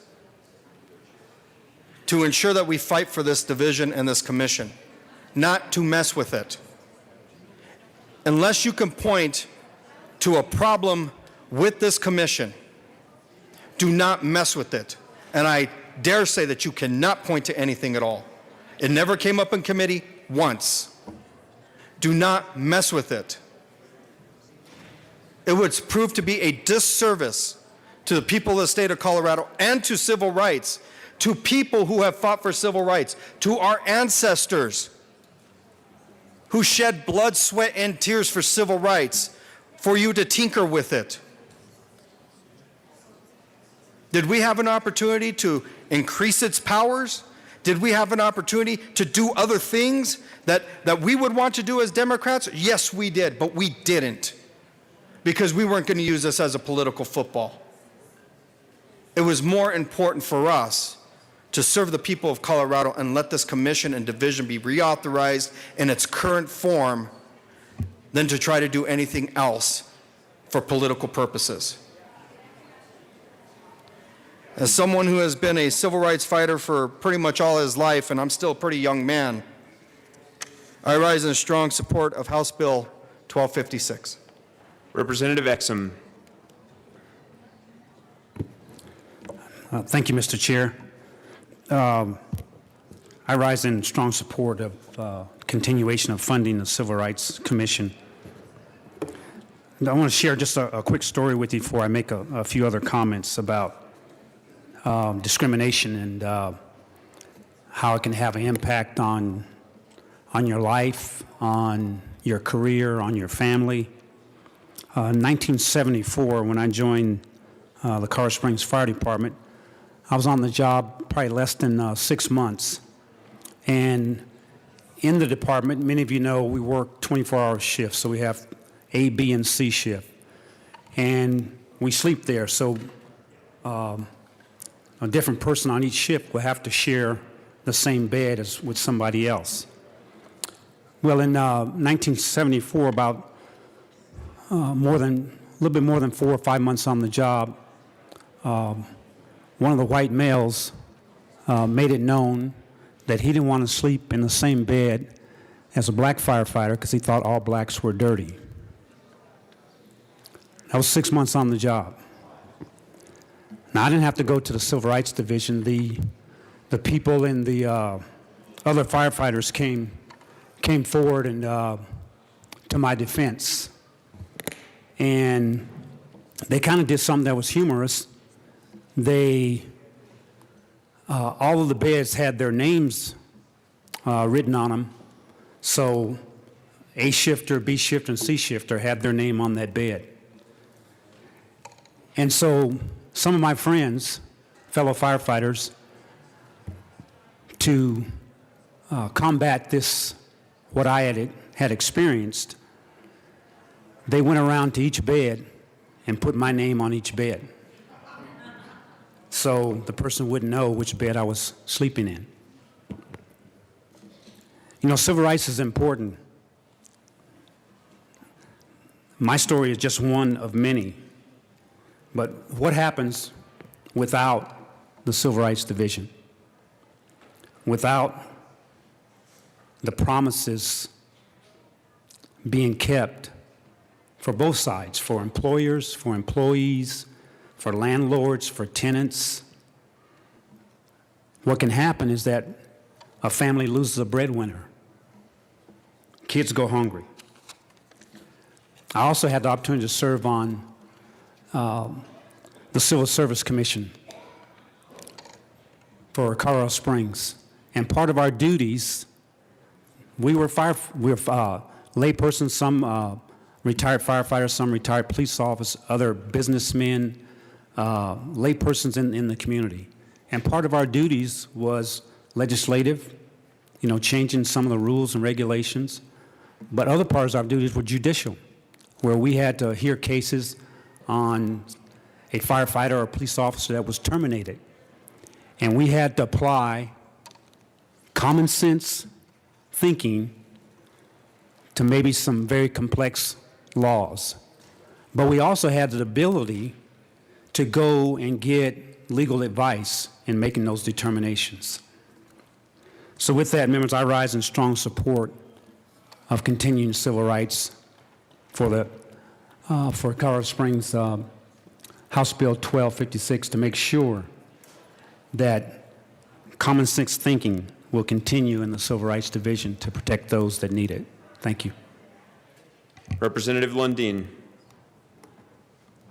Thank you very much, Mr. Chair. I return to the mic to answer some of the questions that were raised and, quite frankly, to respond in a visceral, personal way to some of the concerns that we all share.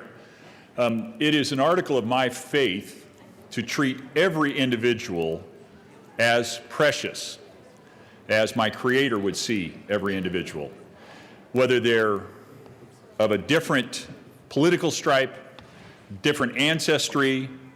Well, we can just walk down the list of protected classes: ancestry, color, creed, disability, marital status, national origin, race, sex, or sexual orientation. It is incumbent upon me, based on my faith, to treat each and every one of those individuals as precious, as I would treat a member of my own family.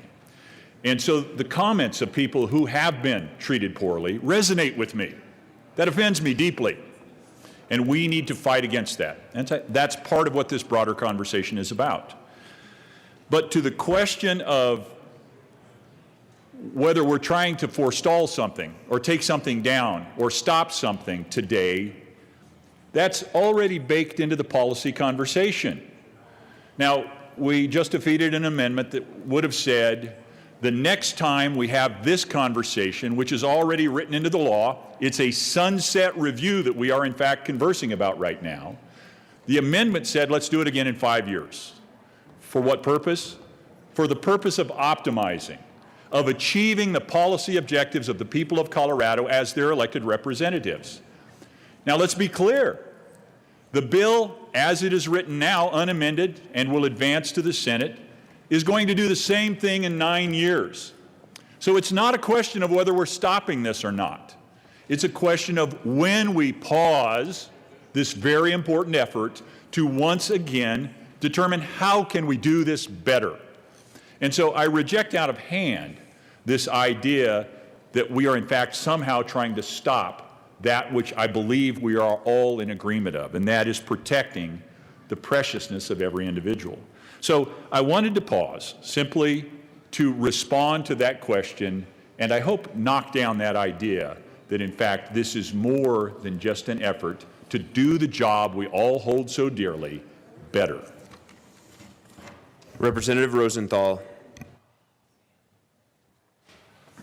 Thank you, Mr. Chair. So I rise in very, very strong support for House Bill 1256. And usually, members, I don't focus on the safety clause, but I think this is really appropriate to talk about with this bill, because when you look what it says, it talks about for the immediate preservation of the public peace, health, and safety. I couldn't agree more. Because we're talking about people who are going about their lives, they're in their workplace, and we need to make sure we keep the peace in the workplace. That it is their health, sometimes it's their mental health, and sometimes it is even their safety. And so I think that's the sort of thing that this bill does, is it keeps an institution in our law and in our practice to make sure that we are keeping the peace, we are keeping the health, and we are keeping the safety for our workers in Colorado. And I think it bears mentioning that this division and this commission, they exist in order to have an alternative to litigation, so that people do not need to go to an attorney for advice. They don't need to use their own personal funds that they may or may not have. But it also provides an alternative for small businesses particularly, which also may not have the funds to go to an attorney. So I urge the members to please support this bill for the workers, for the people of the state of Colorado, to keep the peace, to keep the health, and keep the safety. Thank you. Representative Humphrey.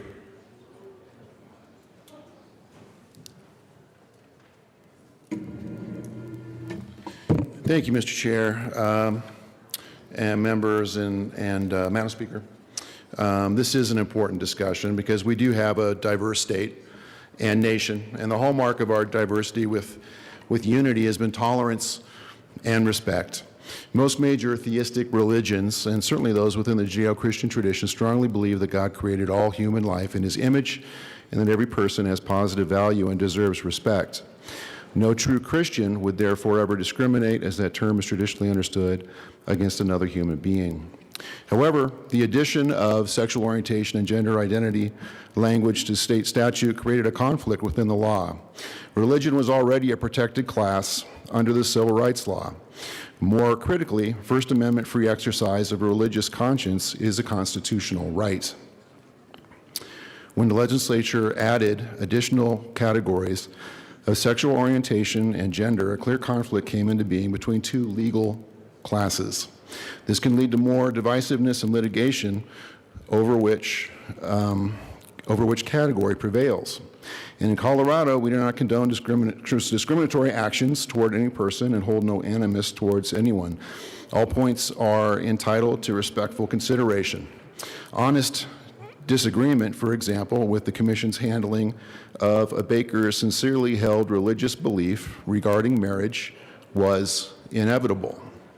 Reasonable people of good faith often simply disagree based on their first principles.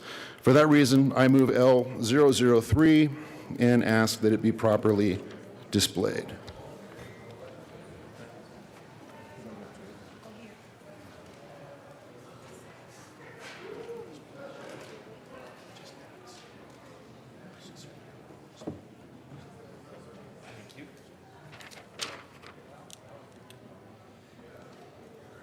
The amendment is properly before us. Representative Humphrey, please continue. Thank you, Mr. Chair. It's pretty simple. Under the three categories as you see displayed, it simply adds sincerely held religious beliefs to the statute. Members, let's respect the sincerely held religious beliefs of Coloradans by making it clear in statute that we will not discriminate on this basis. And I ask for a yes vote on the amendment. Thank you. Madam Speaker Duran. Thank you, Mr. Chair. I ask for a no vote.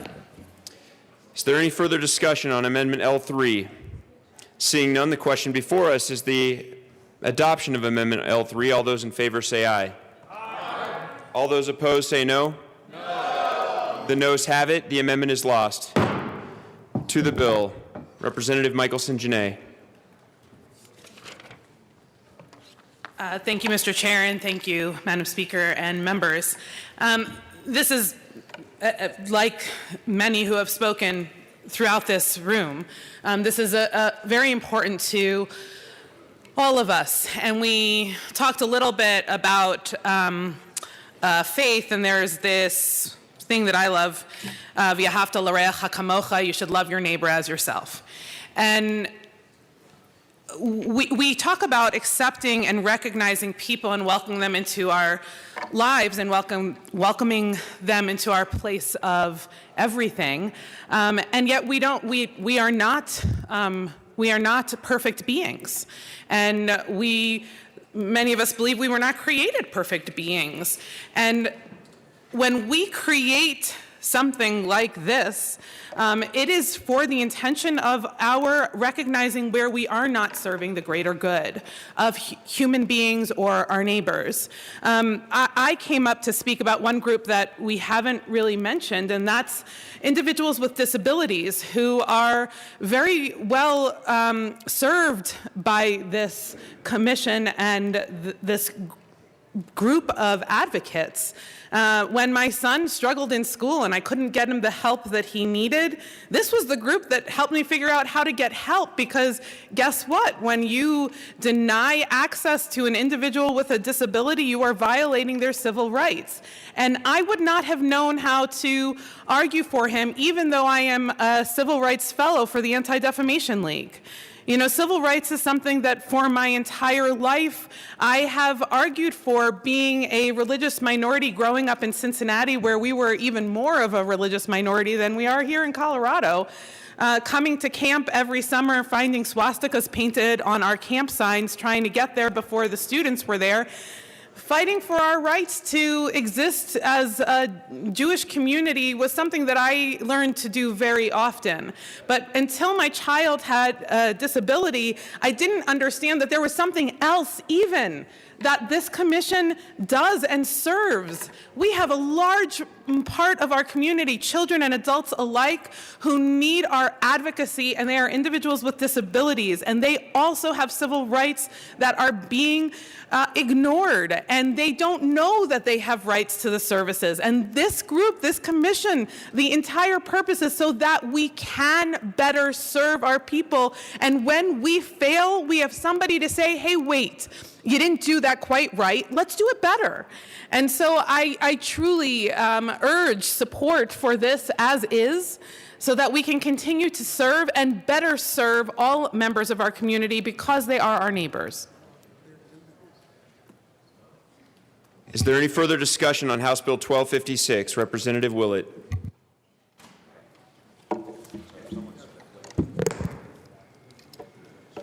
Thank you, Mr. Chair. Members, if it ain't broke, don't fix it. If it is broke, where the heck are you? If not when, if not us, if not here. So why do I stand up in opposition to this bill as it is now left, and as it was left to me in judiciary? Because it is broke. It needs help. This is the second time in about 3 weeks I and the rest of you have been left with a Hobson's choice. May I remind you, a Hobson's choice is, here's the deal, this is the only deal, you will take it. That is not how this body nor this gold dome should operate. In judiciary, we ran a series of 6 amendments. All were defeated on party line votes. We pointed out why the system is broken, and let me point it out again. It is so overly politicized, irrespective of whether the governor is a Democrat or Republican. Why in the world? Look what we did with judicial retention reform last session. That took a lot of struggle, and we figured out a way to make it a better process. So you already had one appointment by the governor not get ratified by the Senate. That ends up with that person staying on because that part of the law is gray. The total control is in the governor's office. And then it's further broken because the U.S. Supreme Court, at least 3 justices, have criticized it. So I, as a legislator, am sitting here with a very problematic commission by way of its processes and procedures of appointment, and then by its actions that have found to be prejudicial and unfair. This is the supposed to be the Fairness Commission, when the brightest minds in our country have found it to be unfair and broken, and hostile was one term used. Why in the world would we sit back and do nothing? Why in the world, not only would we not get a fair debate of some positive changes, but in kind of aggressive voices, I'm being told, do not mess with it. I'm being told, pass this clean bill. And I ask why? Well, it dawns on me that it puts me in a political box. Well, I'm at the point in my career where I don't much care about political boxes. And maybe that's why I was the sole no vote in judiciary. Because I knew I would be branded by voting no as I was voting against civil rights. Come on, really? How about my no vote was I'm voting no because it's a broken commission and a broken system, and no one's given me a chance to fix it. I proposed 6 amendments with my colleagues in judiciary. No, no, no, no, no to the amendments. I ask you, who's voting no? We proposed 2 amendments here. No, no again. Take it or leave it. Don't try to fix it.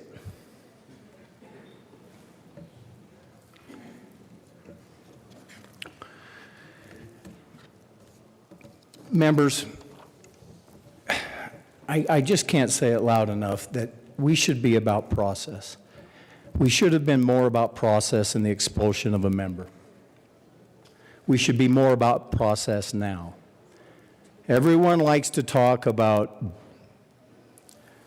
bipartisan bills that come out of here. And you know what it strikes me? The 2 most important things we've done so far this year, expulsion of a member and the Civil Rights Commission, there's been 0 give and take. It's been Hobson choice after Hobson choice.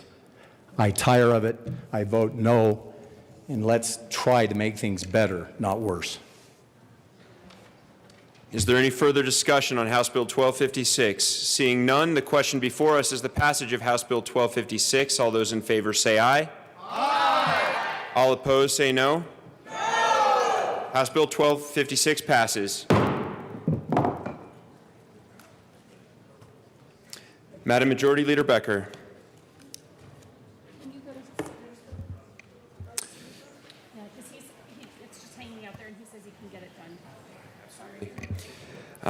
Members, that brings us back to House Bill 1155, where we have already moved the bill and the Public Health Care and Human Services Committee report. There's been a motion to adopt Amendment L8, and we were in the midst of a debate about Amendment L8. Madam Majority Leader. Thank you. Immediate update from the sponsor tells me he'd like to lay it over. So I move to lay over House Bill 1155 till tomorrow, Wednesday, May 20th. March. Oh my gosh. I'm sorry. I'm so sorry, Representative Singer. For anyone out there in the lobby, I just really scared. I mean March. Wednesday, March 20th. Being that it is the first day of spring, we will forgive the Majority Leader. Seeing no objection, the bill will be laid over as requested to March 1st, to March 21st, March 21st. as requested by the Majority Leader. Oh yeah, March 21st. Madam Majority Leader. Thank you, Mr. Chair. I move that we rise and report. You have heard the motion. Seeing no objection, the committee will rise and report.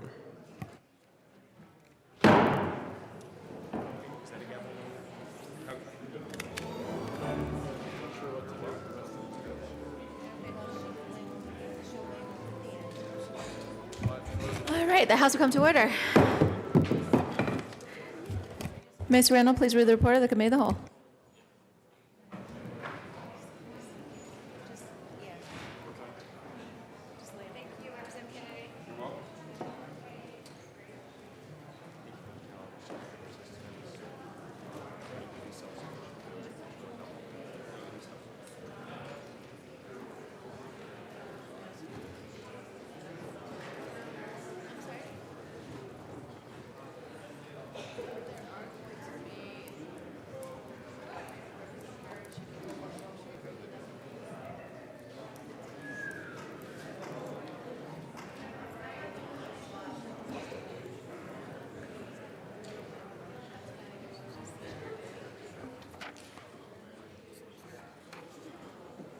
Madam Speaker, the Committee of the Whole Biggs Leader report has on its carries the following attached bills being the second reading of their following recommendations are on House Bill 1040, amended House Bill 1069, amended House Bill 1092, amended House Bill 1118, amended House Bill 1132, amended House Bill 1147, House Bill 1256, amended passed on gross, placed on counter for third reading and final passage. Senate Bill 104 passed on revised, placed on counter for third reading and final passage.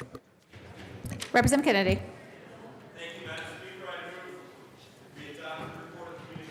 All right, members, you have heard the motion. Yes, I'm sorry.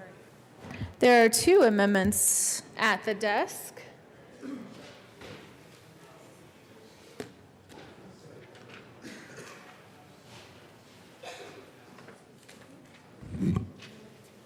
Right. Let's start with actually both of them are Representative Humphrey. Oh, yes, just one moment. Let's go with the Representative Wist amendment to the report of the Committee of the Whole. Assistant Minority Leader Wist. Thank you, Madam Speaker. I move the Wist amendment to the report of the Committee of the Whole and ask that it be displayed. It is properly displayed and properly moved. Members, this... Mr. Randall does need to read this.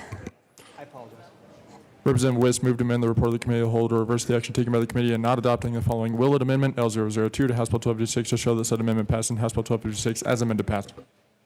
Assistant Minority Leader Wist. Thank you, Madam Chair, or Madam Speaker, excuse me. Members, I don't want to repeat the articulate arguments from colleagues this morning. However, I do want to make one point for all of you to consider, and that is that we're asking this commission to make sophisticated legal determinations on federal constitutional issues. It was brought to my attention that another commission, the Independent Ethics Commission, similarly does difficult constitutional analysis in the context of Amendment 41. 4 of the 5 members of that commission are attorneys. So I don't think it's necessarily out of the realm for us to suggest that if we're going to ask for a commission to do detailed and difficult constitutional analysis, it might help to have some lawyers in the room. I ask for an aye vote on this CAL. Further discussion? Representative Harrod. Thank you, Madam Speaker. And members, we spoke about this issue, I think, long enough, so I'm going to keep it simple and just ask for a no vote. Thank you. Seeing no further discussion, Ms. Randall, please open the machine, and members, please proceed to vote.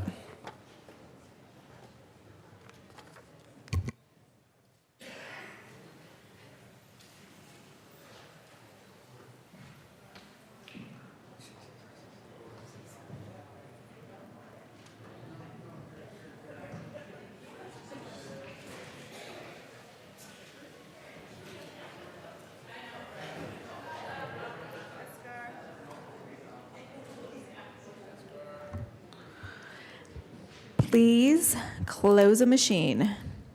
With 27 yes votes, 36 no votes, 1 excuse, and 1 vacant, the Representative West amendment to the report of the Committee of the Whole is lost. All right, that takes us to the Representative Humphrey amendment to the report of the Committee of the Whole. Mr. Randall, would you like to read it? Representative Humphrey moved to amend the report of the committee whole to reverse the action taken by the committee and not adopting and following Humphrey Amendment L003 to House Bill 1256 so that said amendment passed and that House Bill 1256 as amended passed. Representative Humphrey. Thank you, Madam Speaker. I move the Humphrey Amendment to the Committee of the Whole. Properly moved. Would you like it displayed? It is That would be displayed. great. Thank you, Madam Speaker. All right, Representative Humphrey.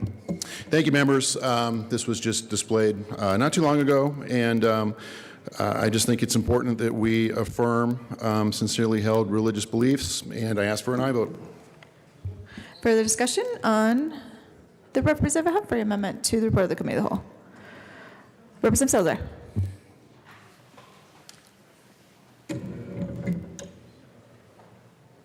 Got to lower this thing, man. It's just too doggone high. Members, I ask for a no vote on L003. Let me tell you why. I think it also is really good intentioned, this L003, but let's talk about practical effect. Sincerely held religious belief. You have no idea how many cases I investigated where employers just didn't think women should be working. That they relied on their religious belief in saying that a woman should not be hired. A woman should be fired. A woman should not hold certain positions because it's my religious belief that they should be at home taking care of children. You have no idea how many cases I investigated like that. Much the same, too, that there are some people who hold religious beliefs that black and brown people are inferior to white people.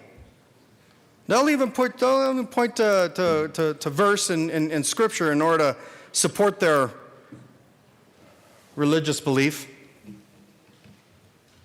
Much the same, too, with the LGBTQ community. That some will point out to Scripture that they don't like gay people. They shouldn't be served.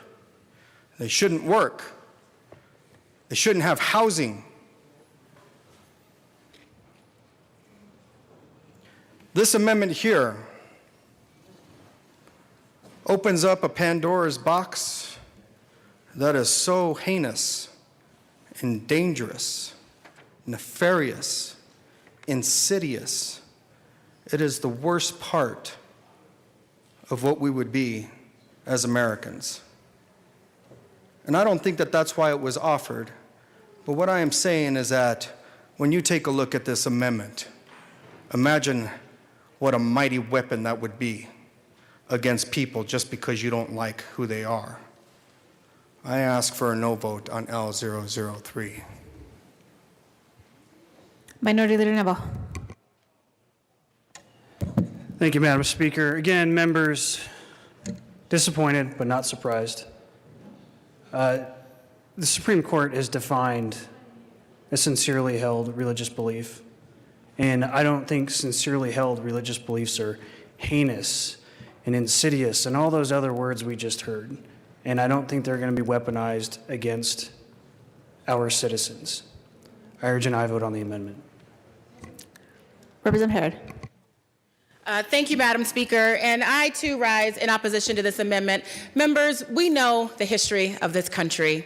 We know very well that religion was used as a basis for racial discrimination in the South and throughout this country for generations.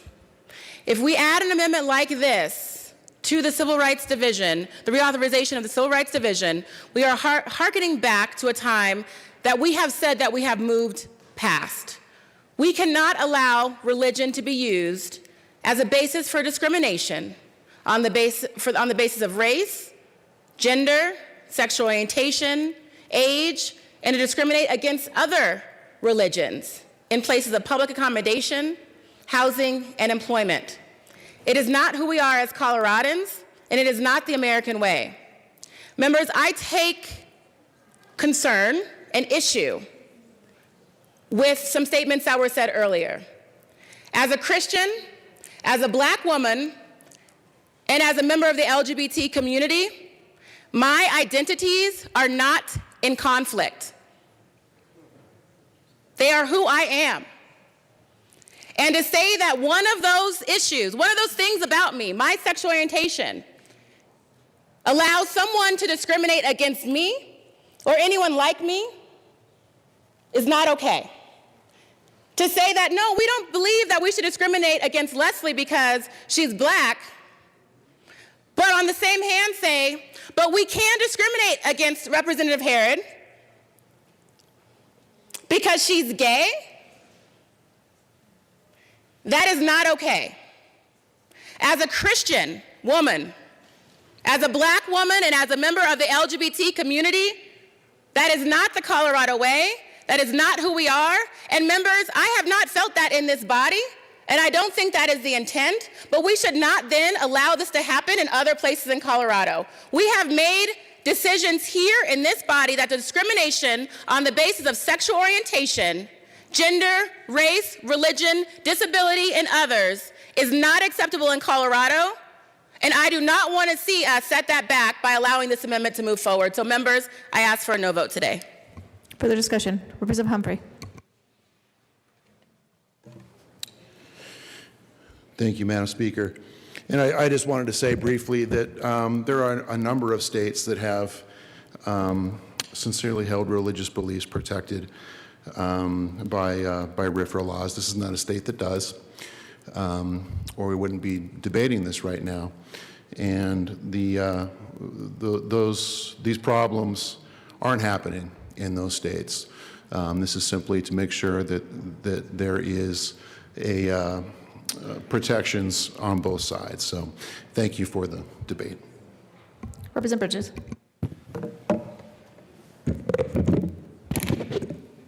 Thank you, Madam Speaker. In third grade at my elementary school in Littleton, we learned from Mrs. McConnell about the Pilgrims and their long voyage to escape religious persecution. Religious freedom is such a core American value that is enshrined in the very first line of the First Amendment to our Constitution. And that religious freedom is meant to protect, not harm. As George Washington wrote in 1790 to a Hebrew congregation worried about oppression by a Christian majority, the government of the United States gives bigotry no sanction, to persecution no assistance. And what Christian asks for the right to cast the first stone? As Christians, we are called to love all of our neighbors, not simply those we agree with. Jesus never questioned people's sexual orientation before he healed them, shared a meal with them, or forgave their sins. When asked, "What shall I do to inherit eternal life?" Jesus answered with the parable of the Good Samaritan, Luke 10:25-37. What most modern readers don't realize is that Jews at the time despised Samaritans. Imagine asking the Pope, "How do I get to heaven?" and being told a story about a Muslim who stopped to help her neighbors. The call to love our neighbors is not about who our neighbors are, whether a prostitute, tax collector, or a gay couple in love. It is about who you are, not those you serve. Americans know that the freedom of religion should protect people, not harm them. And Christians know that we are called to love our neighbors, not judge them. James 4:11-12. Discrimination is neither an American value nor a family value. As Colorado state representatives of all faiths and none, representing Coloradans of all faiths and none, let us turn away from persecution and give bigotry no sanction in our state, and vote no on this amendment. Thank you. Mr. Randall, please open the machine. And members, please proceed to vote.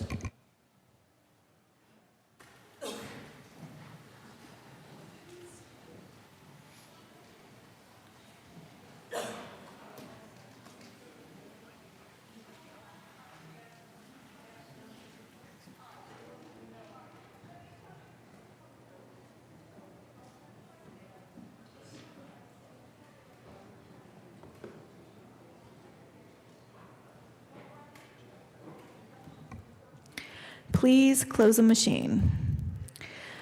With 26 yes votes, 37 no votes, 1 excused, and 1 vacant, the Representative Humphrey amendment to the report of the Committee of the Whole is lost. That takes us back to the report of the Committee of the Whole. Mr. Randall, please open the machine, and members, please proceed to vote.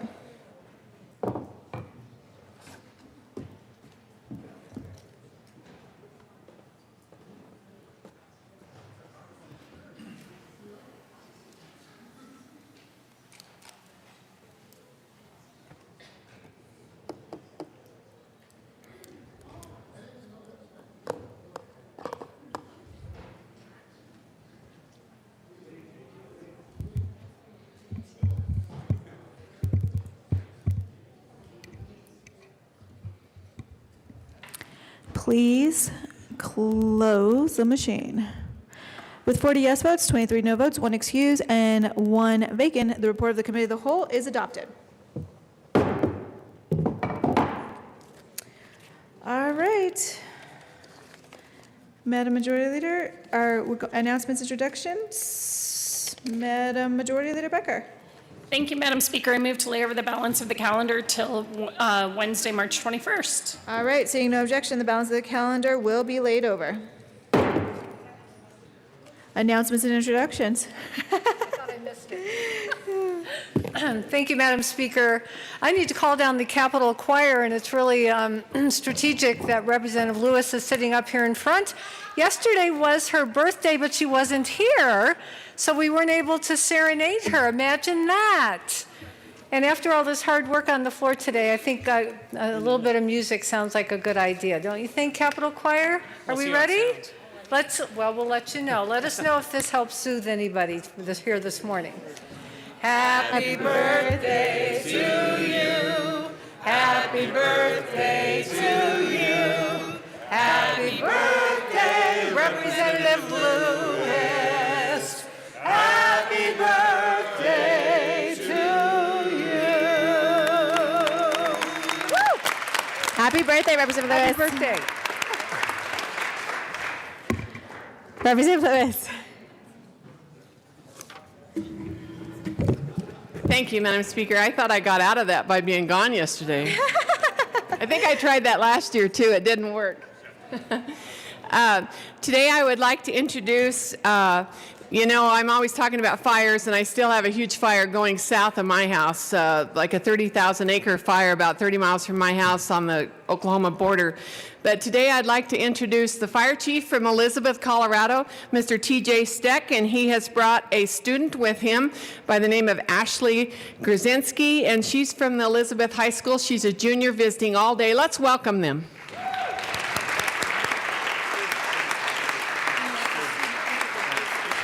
And thank you. I wanted to also show you, this is the T-shirt he brought, and it's about breast cancer from the Elizabeth Fire Department. So thank you. Thank you. Welcome to the Capitol. Further announcements or introductions, Representative Lee. Thank you, Madam Speaker. Judiciary Committee will not meet this morning. We're going to kick House Bill 1200 to the afternoon. So it'll be on the Garnett Lundin bill will be on this afternoon. First on the calendar. Representative Janal. Thank you, Madam Speaker. And Health Insurance and Environment that was scheduled for this morning will not be hearing 3 bills. We are going to move the 3 bills from this morning to the top of the list on Thursday afternoon. So, no committee this morning. Thank you. Further announcements or introductions, Representative Singer. Thank you, Madam Speaker. Public Health Care and Human Services. Looking forward to seeing you all at 1:30. We will be hearing a lot of 6 bills. Some of them are up for action only, but we will be hearing 6 bills today at 1:30, room 107. Looking forward to seeing all of you there. Representative Hamner. Thank you, Madam Speaker. Members, the Joint Budget Committee was scheduled to meet upon adjournment today, but since we don't have any time, we will be meeting at 1 o'clock, even though the calendar says 1:30. So Joint Budget Committee will meet at 1 o'clock today. Thank you. All right, further announcements or introductions? Assistant Majority Leader Garnett. Thank you, Madam Speaker. I move the House stand in recess till 1 o'clock today. All right, seeing no objection, the House will stand in recess until 1 p.m. today.